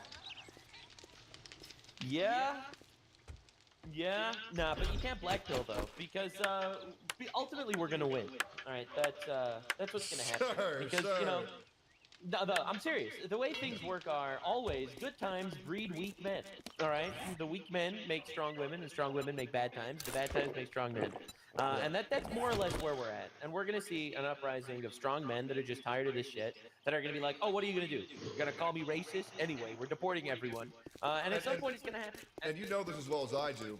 Those strong men who speak out against the bullshit, they're going to be villainized. They're going to be made an example Absolutely. out of. They're going to badmouth course. them. They're going to defame them. They're going to slander them. They're going to attempt to ruin their lives. Yeah, obviously. Look what they did to Trump. All right, I'm gonna hit you with the truth, Nuke. Trump is like an old school Democrat. He is an old school like liberal. He really is. All right, like everyone freaking out that Trump's an authoritarian, fascist, radical, far right. I think he's like center left. Speaking honestly, all right? Like, I don't think people realize what's coming. Like, you don't understand. Donald Trump is like, oh, we're gonna have Pam Bondi in charge of the DOJ. Oh, Yep. You think a far right guy is gonna get like the woman? bimbo politics? You Hell really no. think so?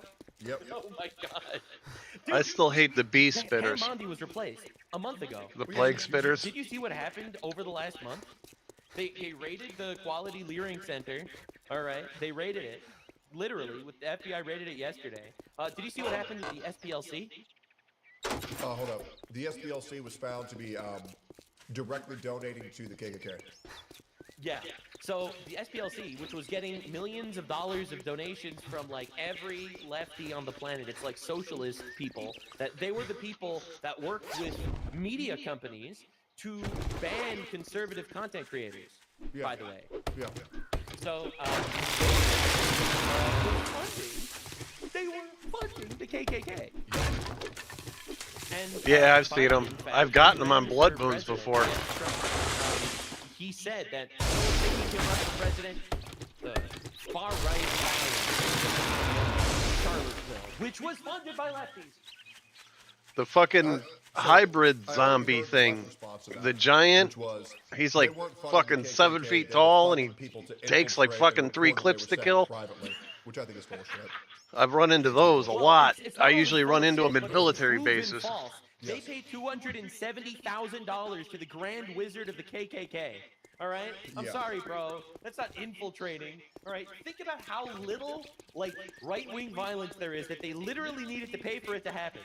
Yes. No, I agree. And the other thing is, I was also watching another video where if you look at the right's policies comparatively to the left's policies over the 40 years, the right's policies would stay the exact same. But the left has deviated about 40 to 60%. So it really is truth like the meme where it's like, you know, you didn't go far right, you pushed us, like you sprinted as far left as you possibly fucking could.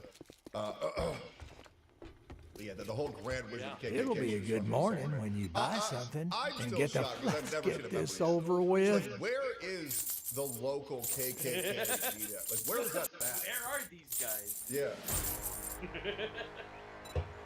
True. It's almost like there really isn't a right-wing violence epidemic at all, and it's all on the left, actually. I absolutely agree. I mean, when was the last time there was a, let me like what? So we're on 8 assassination attempts on Trump. So what is the number one? That I believe that's a record, right? For the most attempted assassination on a president ever. Yeah, on a president. Yes. What's the previous one? Like Kennedy? Well, Kennedy was a successful Of course, assassination. Well, yeah, I mean, if you just look at the amount of presidents that were assassinated, every single president ever assassinated was a Republican except for Kennedy. Every single one was a Republican. Really? Like, you start to wonder, right? Yeah, all of them, obviously. Jesus. Yeah, obviously, actually. I mean, you just look around. Thank you Look, very when you look much, at, and like, now these, you can when go they fuck aggregate yourself. right-wing versus left-wing violence, they don't count Black Lives Matter destroying the country as left-wing violence. They don't count that as political violence. Yeah, I don't They know don't how they count lighting Teslas on fire and throwing bricks at ICE agents. They don't count that as political violence. That's just an individual doing something, and his motivations are unknown. Yeah, no, I just don't understand how anybody can get away with such blatant negligence and just lying of what is actually happening. It's like people say, you know, the gay trans story. We're not sure whether he was left or right. Well, it's like, well, what the fuck? Right. Like, what are we talking about here? Dude, Hassan says most Trump assassins are Trump supporters. Like, think about that for a second. Think, like, what are we doing? What are we doing? You know what? That is, you know, when you put it that way. Like, yeah, when you put it that way. especially retarded. Yeah. Yep. True. Yes, Damn. the supporters. They support him so much they keep trying to kill him. Yep. Like, what are we doing? Yep. Oh my god. No, that's a bad and the left, they just want power, and they don't care how to do it. So they're going to use every lie at their disposal, every manipulated statistic. It's not about honesty. It's about power, right? And that's why. Have you ever wondered why the left gets along with Islam so well? No. If you think about it, they have very opposite viewpoints, right? Islam is like, we will throw gay people off buildings, and then the left is like, we love gay people. Yes. Right? Queers for Palestine is like chickens for KFC. Yeah. Right? It's I like, heard that one too, dude. Queers for Palestine, the place that will kill you for being a queer. Muslims believe in private property, all right? They don't believe in communism. Yet they all vote left every time. All right? The lefties, they're all communists, like the ones, especially the further left ones. You know, they believe in complete equality and freedom of religion. Islam does not believe in equality and freedom of religion. Yeah. Right? Jews and Christians in Muslim countries were considered second-class citizens that had to pay like a protection tax that they wouldn't get executed in the streets. They were called dhimmis, second-class citizens in Muslim countries. I've never heard of this. Yeah. They did that for hundreds of years. So like. In my opinion, it's actually really simple. They have a united front. They both have the same enemy, the Western civilization, Christianity for the most part, you know, biblical values in general that built our countries, and they both want to destroy it, actually. So, the leftists will import infinite Muslims because they need votes, and the Muslims want to take over the world, so they'll come. It's that simple. Fantastic team. Yeah, well, let me actually show you an image of this. I think you'll enjoy this. Did you have my stream pulled up? God damn it! Yeah, it's a bit delayed. Now it's screen's black. All right, let me. They actually showed live footage of a Muslim woman once they come into America. Did you have my stream up? Yeah, is it the I hate your people? No, this is what Muslim women do the moment that they infiltrate the United States of America. Oh my god, I know it's coming. I know it's coming. Yep. Oh my god. Yep. Nah, I mean, did you hear there was a Muslim woman online live footage of a Muslim woman once they come into America? Did you have my stream up? Yeah, is it the I hate your people? No, this is what Muslim women do the moment that they infiltrate the United States of America. Oh my god, I know it's coming. I know it's coming.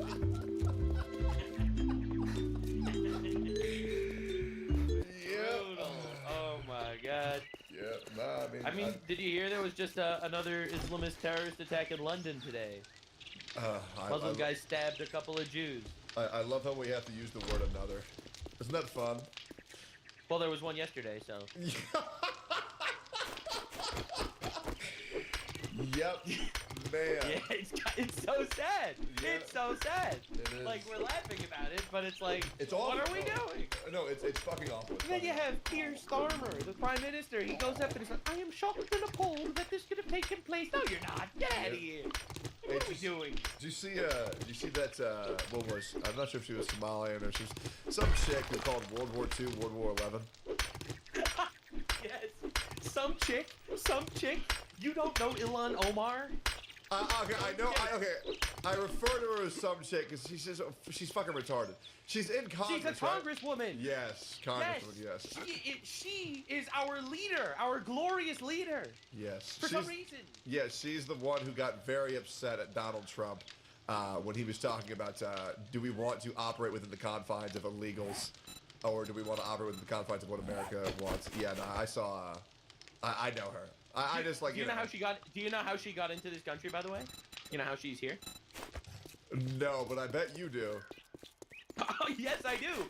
She married her brother for a green card. Shut the fuck up. No, she did not. J.D. Vance confirmed that he's looking into finding a way to deport her and to revoke her citizenship. She married her brother for a green card. She got in, and now she's some representative of the... No, she married her brother so he could get a green card. Ilhan Omar, look it up. Did she marry her brother? She came in illegally under her father. There's no way.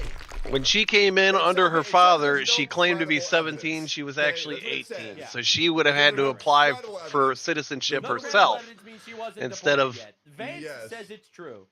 Okay. And she should sue him if he's lying, right? I absolutely agree. They said that it hasn't been substantiated with verifiable documents yet, so we'll see. It's an unproven rumor with no hard evidence yet. Omar denies that fact checkers across the spectrum have found it lacks support.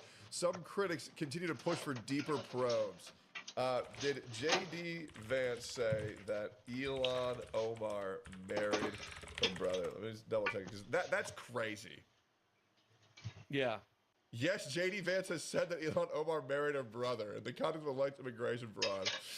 March 2026. We actually think that Ilhan Omar definitely committed immigration fraud against the United States of America by allegedly marrying her brother. Well, that needs to be looked into.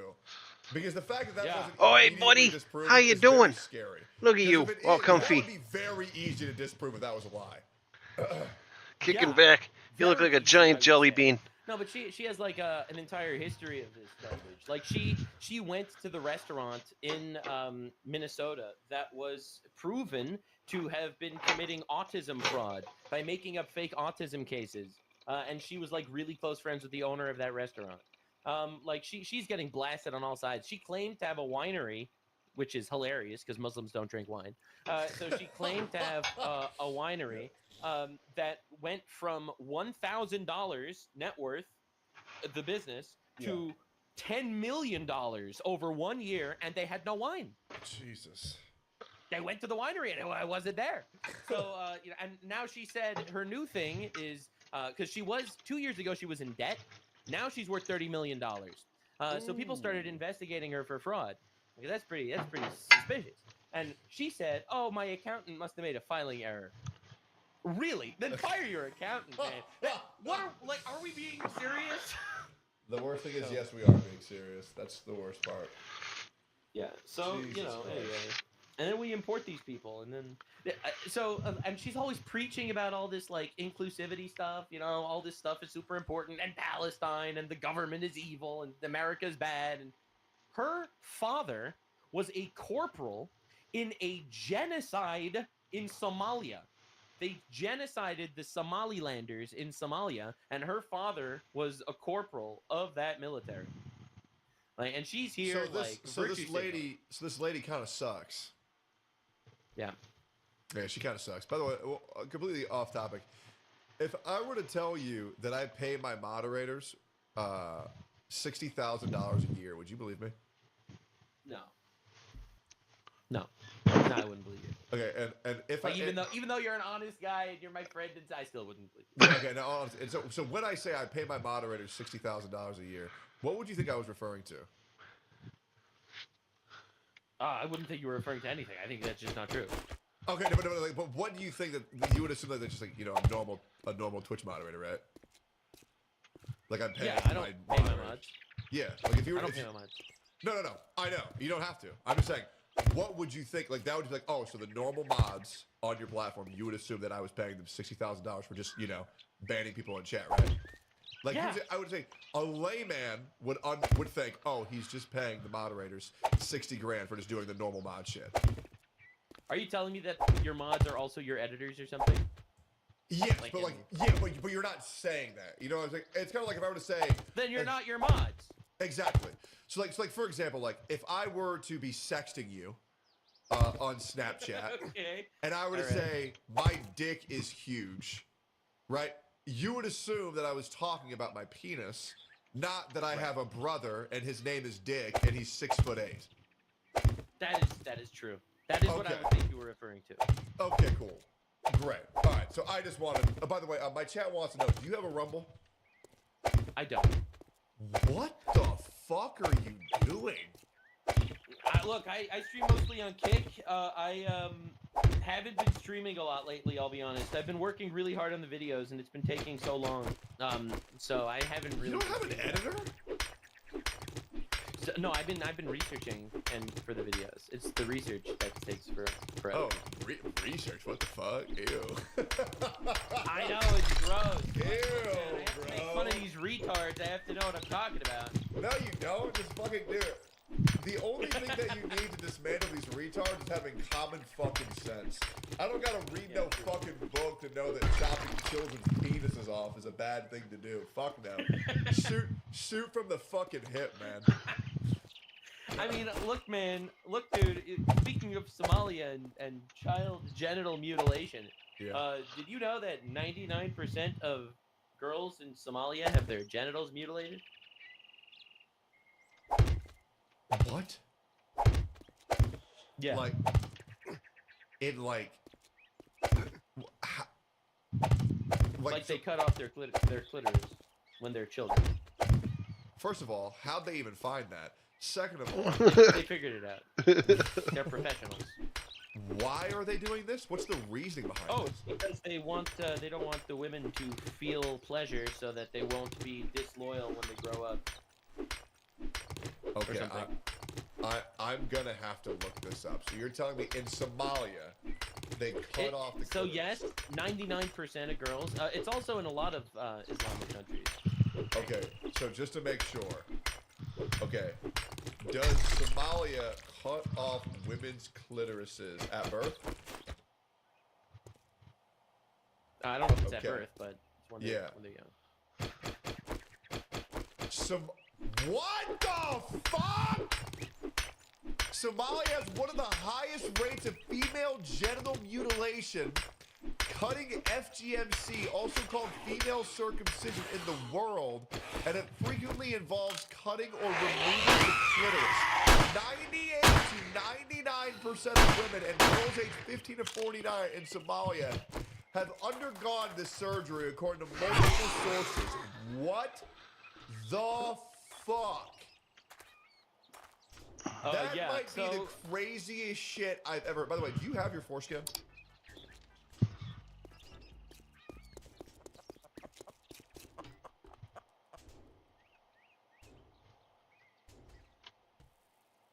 Gentlemen and female gentlemen, welcome back to a...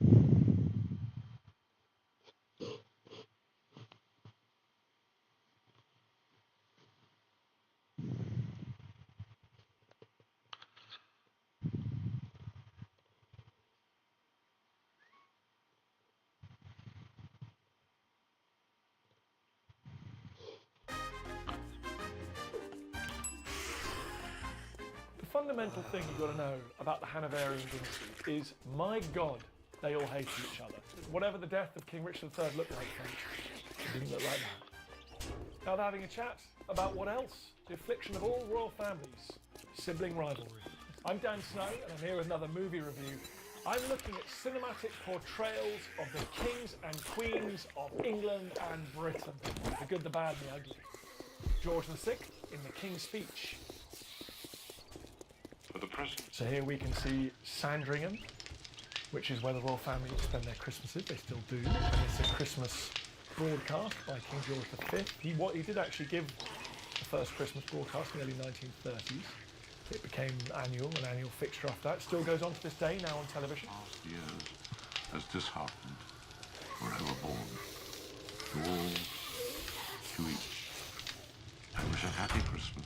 You can see Colin Firth playing a comfortable, awkward younger son. King George V, he had a stammer, thanks in part perhaps to his father's toughness as he grew up. He had very exacting standards, just as Albert had been very hard on the future Edward VII. George V was very hard on his sons.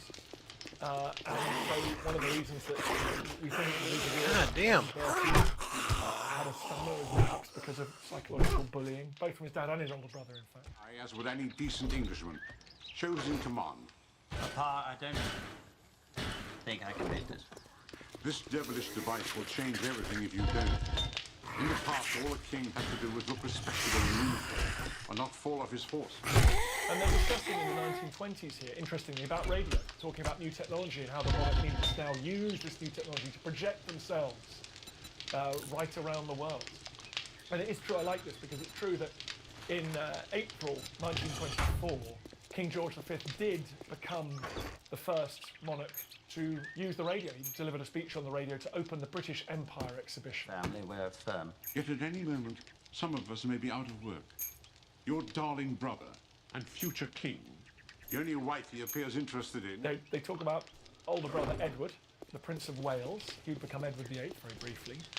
He was charismatic, popular with the British public, but a very flawed character. Did not want to be king, did not like being a member of the royal family.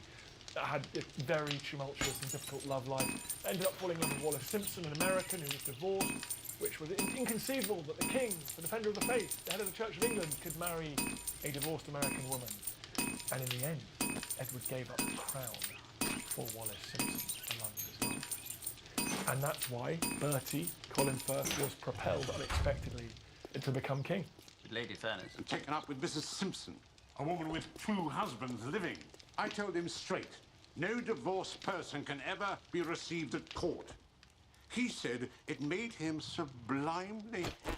Everyone who knew Edward intimately knew he'd be a disaster as king. Noel Coward, the great performer and raconteur, said that there ought to be a statue of Wallace Simpson in every village in England because she'd saved Britain from a terrible fate, the rule of King Edward VIII. The other half? Who will stand between us, the jackboots, and the proletarian of this... You? This portrayal of Bertie, Colin Firth, who would become George VI, is, I think, accurate. He was a quieter man, a family man. He wasn't naturally charismatic, showy, and he had this stutter. He struggled with his speech. So while much of the sentiments they express here is true, this scene is a figment of the imagination of the writer. There's no evidence this actually took place.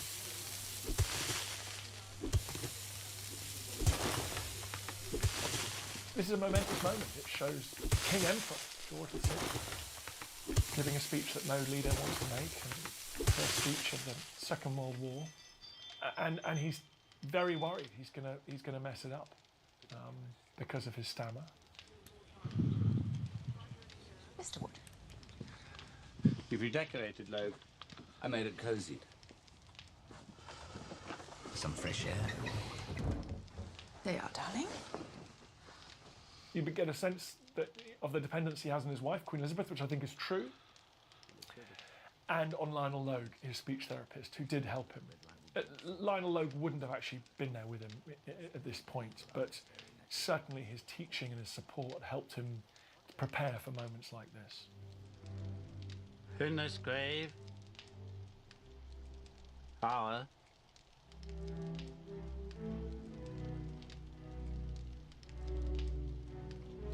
Perhaps the most... This is still a time when, although Britain is ruled effectively by prime ministers, by cabinet government, Neville Chamberlain, then Winston Churchill, the king is still the head of state. The king is still sovereign. And when I talk to veterans of the Second World War, they talk as much about King George VI as they do about Churchill.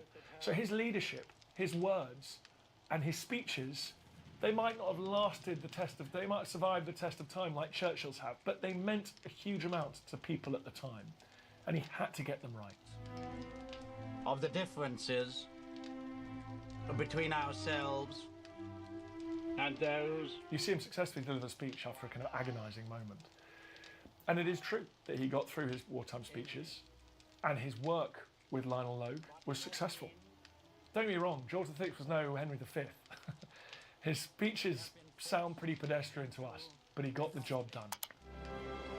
There may be dark days ahead, and war can no longer be confined to the battlefield. In this scene, you see Winston Churchill and Neville Chamberlain behind Queen Elizabeth, which is nonsense. They were not present for the recording of these speeches, but it adds drama. I think this film is sort of fairly truthful in the relationship between King George VI and Lionel Logue. And George, in some ways, was quite dependent on him. In fact, he wrote just after his coronation, days after his coronation in May 1937, he wrote to Lionel Logue and said, you know how anxious I was to get my responses right in the Abbey. He was worried about messing up his lines, the biggest day of his life. But my mind was finally set at ease tonight, thanks to Lionel Logue's help. And he said there was not a moment's hesitation or mistake. And the fact that he wrote that letter, I think, shows just how grateful he was to Lionel Logue for helping him through this, with this, what he thought was a terrible affliction. One thing about this film is it reminds us of that perennial problem of royal families, simply rivalry, princes not getting along. In this case, Edward was the Prince of Wales, was horrible to his younger brother George. They're very different characters. Edward bullied him. And in fact, when Edward abdicated, George was very keen to get Edward as far away as possible. There was a sense that Edward might actually be pro-Nazi, he might be used by Hitler, perhaps installed as a puppet if Hitler invaded Britain. And so Edward was sent over to Bermuda quite quickly to get him out of the way as George VI took over and ruled over Britain during the Second World War. Queen Anne was a favourite.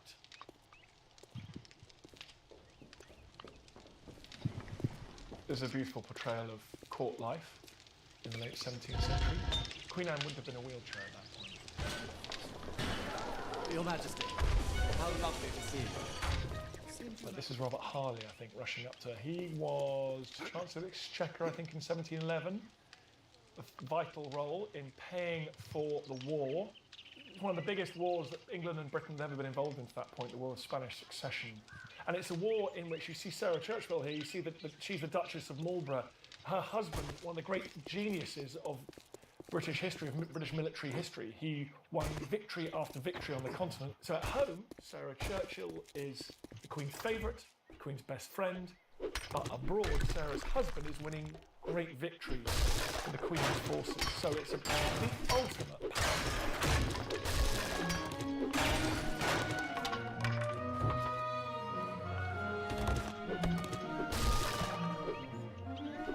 That is very bizarre dancing scene here. Now, I'm no expert in history dance, I don't mind admitting, but I think this is totally made up and weird. The breakdancing in particular.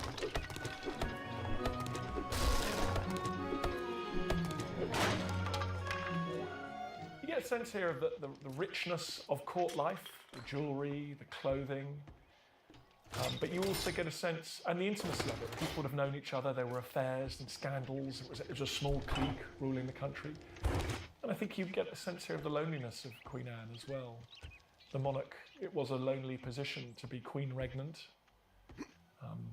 It was unusual to have a queen as ruler, and she's an underrated monarch. I think Queen Anne deserves great credit as a monarch of England and Britain, but she's often overlooked. Lady Marlborough sent me, as I am an excellent whist player, and she has been unavoidably detained with business of state. That will be here post-haste. It's my turn. I'm the business of state. She hasn't seen me her maid.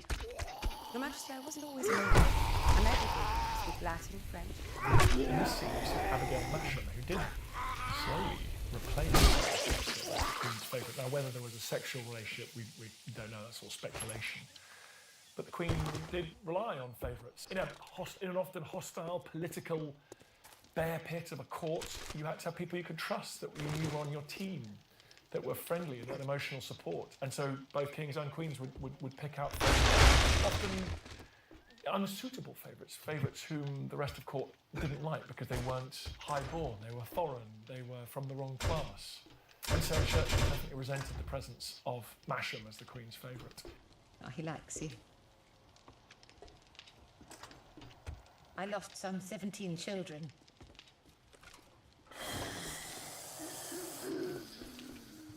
Some were born as blood.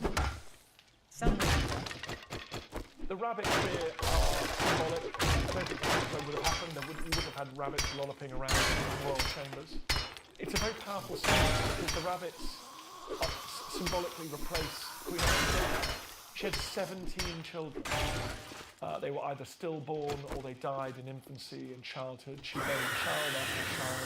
The trauma that I don't think we can really imagine. And she had to do that whilst maintaining her royal roles. I think she's a much, much better monarch than people at the time and many subsequently have given her credit for. She ruled over England and Britain in a very dangerous time. Her country enjoyed great successes on the battlefield and elsewhere. And all that time, she was carrying this terrible, terrible personal trauma. In a way, it's very surprising that Queen Anne ever came to the throne. She was a younger daughter of James II. He'd had a son, but he'd been chased out. The Glorious Revolution had kicked him out and his son in favour of his oldest daughter, who became Queen Mary along with her husband, King William. But they'd had no children, and so it fell to Anne. Anne was an unlikely queen, but she ruled very effectively over England and then Britain, because during her reign, England and Scotland fused together to become Great Britain. Of course. She saw England through a very, very difficult war, hugely challenging financial and economic situation. Britain would emerge victorious from the War of Spanish Succession. Britain would emerge as a world power at the end of that war at the Treaty of Utrecht. England and Britain's armies were victorious on the continent, navies victorious on the oceans. And so really, Queen Anne's reign is a kind of springboard to the greatness that Britain would reach through the rest of the 18th century. Edward I in Braveheart. As you'd expect from one of the most historically inaccurate films ever, I think this scene is just weird. First of all, royal chambers would have been lush. They would not have been exposed cold stone like that. There would have been hangings, tapestries, whitewashing. It would have felt a lot more comfortable. What news of the North? And this is the fantastically homophobic bit of the film. Edward II is portrayed as sort of limp-wristed, weak, effeminate, gay person. There were rumours around homosexuality. He was very, very close to Piers Gaveston, who's portrayed here as his friend. And they may have had what we now think was a gay relationship. But Edward also was married and had children, as was Piers Gaveston. So I think the reality of their relationship is a lot more complex than it's being portrayed here. I have ordered conscriptions. They are assembled and ready to depart. Edward I, known as Longshanks, that was a contemporary nickname. He was indeed very tall, long shanks, long legs, that was accurate. He was very tall indeed, over 6 foot. William Wallace actually was very tall as well, so two of them hugely tall. And here you see that the messenger bring in supposedly the head of the governor of York, who was killed by William Wallace. He was the king's nephew. There is no evidence this took place at all. York was not attacked and sacked by William Wallace, and no member of the Plantagenet family was beheaded during that imaginary episode. It is true that William Wallace raided into northern England and was a nuisance, but he never sacked England's second city. What advice would you offer on the present situation? It is also untrue that Piers Gaveston was thrown out of the window by Edward I, Edward Longshanks. So, all in all, this scene is totally made up. It's a figment of Mel Gibson's slightly homophobic brain.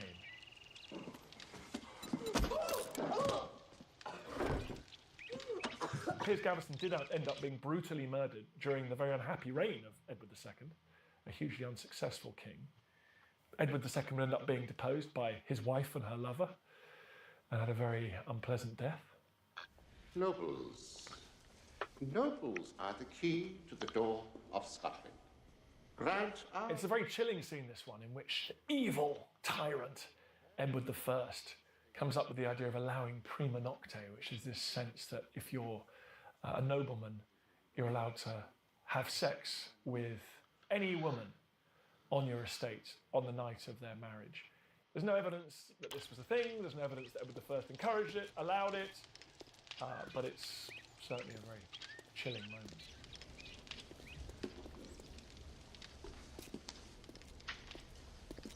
Then we see the Princess of Wales. Edward I, strangely attracted to his pretty French daughter-in-law. It's worth pointing out that at this stage, she was not in England because she was only a child. And she did not come to England and marry Prince Edward until years after Wallace's death. The trouble with Scotland is that it's full of Scots. I love the idea that you have important royal meetings with people wearing mail, what people call chainmail, armour, including the headgear. What are they doing? Are they expected to come to blows in this important royal meeting? No. That is so heavy wearing that stuff. You're only going to wear it on the battlefield. I think Longshanks is portrayed as a sneering villain who sort of weirdly fancies his daughter-in-law. The truth is a lot more. He was certainly a great military leader. He's tough, no question he had to be a successful monarch in those days. He invaded Wales brutally. He did end up taking the crown of Scotland, but before that he was actually respected in Scotland, and there was actually some harmony. He was admired by many of the noble families of Scotland. So he's there's a lot more nuance here than is being portrayed. Henry V. In Henry V. Who are the late commissioners? I won, my lord. Your Highness bade me ask for today. So did you mean, my liege? And I, my royal This scene, I've picked up this scene because I think it does portray a moment that we think happened as the fleet and yarn. Obviously, Shakespeare makes up all this, but we know that there was a plot. Essentially, elements within the extended English ruling family never accepted the Henry V. They do their scenes and dissidents and cousins of Henry. So they're going to try and topple him and seize the throne for themselves. To your Highness' mercy. To which we all appeal. The mercy that was quick in us of late by your own counsel is suppressed and killed. You must not dare, for shame, talk of mercy for your own. This is the precursor, really, to the Wars of the Roses. Edward III and the various descendants of Edward III right the way through the 15th century about who was the rightful king of England.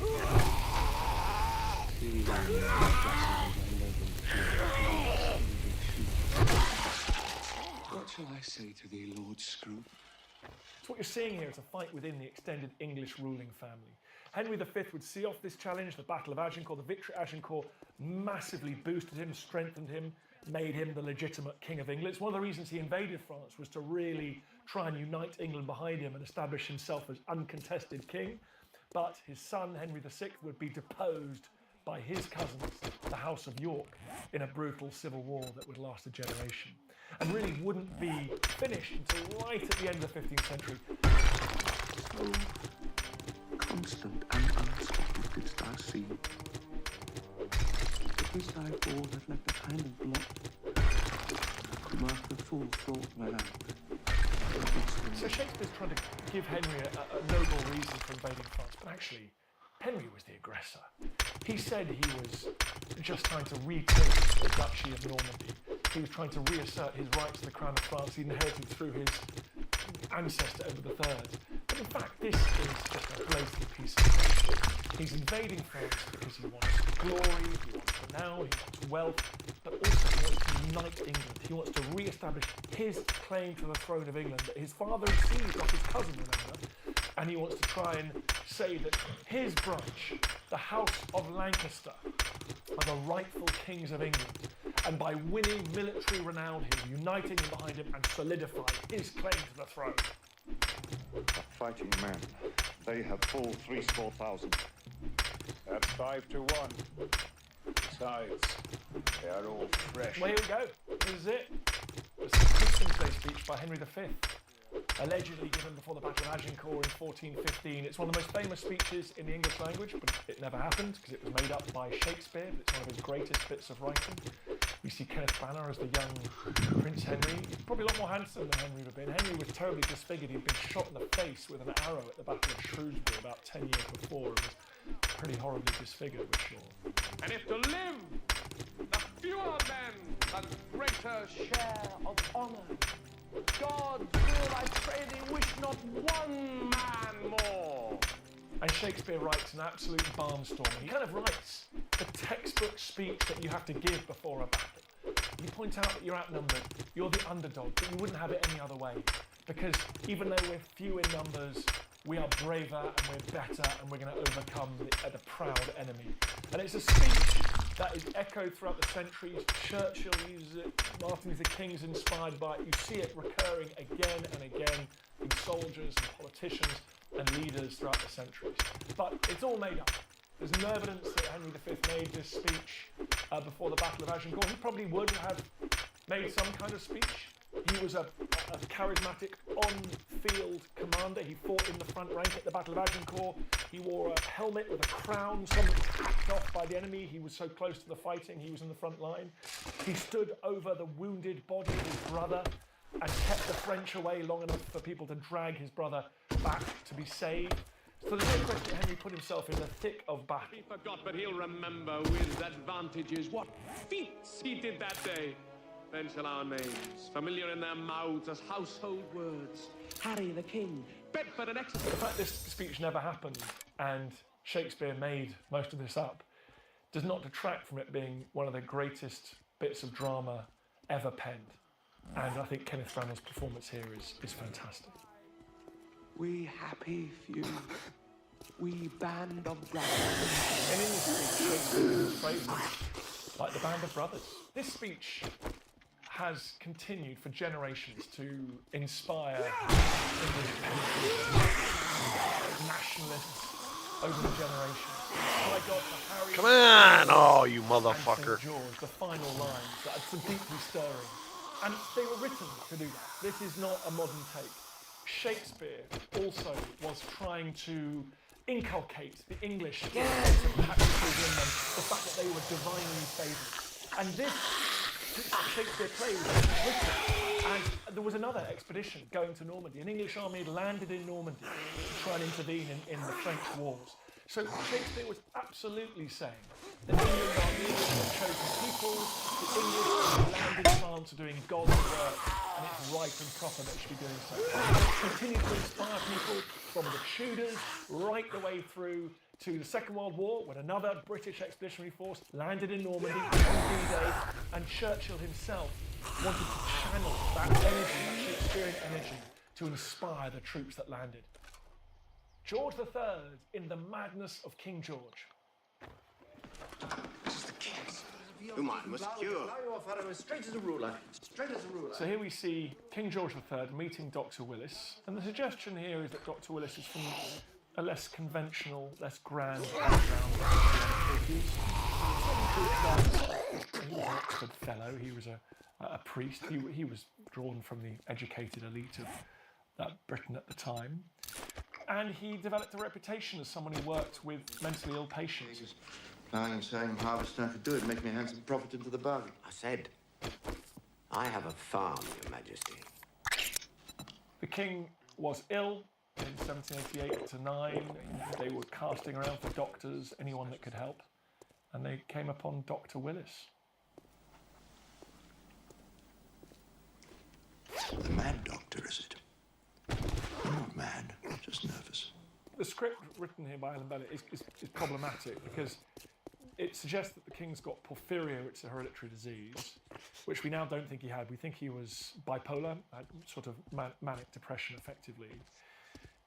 And also, but the script also suggests that at the same time as having a hereditary disease, somehow it's George III's unresolved trauma over his unhappy marriage or the loss of the American colonies that's also driven him to madness. And so I think the play tries to have it both ways and can't quite decide whether this is a description or is a product of a mental illness produced by George's own trauma.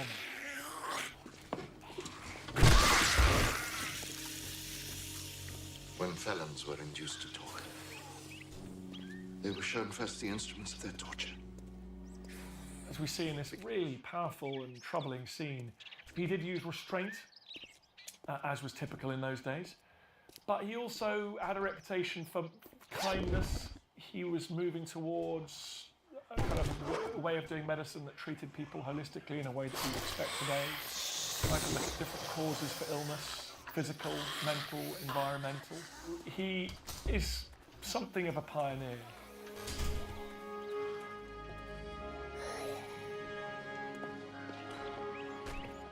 The fundamental thing you've got to know about the Hanoverian dynasty is, my God, they all hate each other.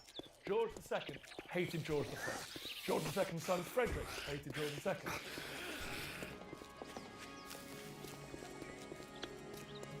Do you like music, Warren?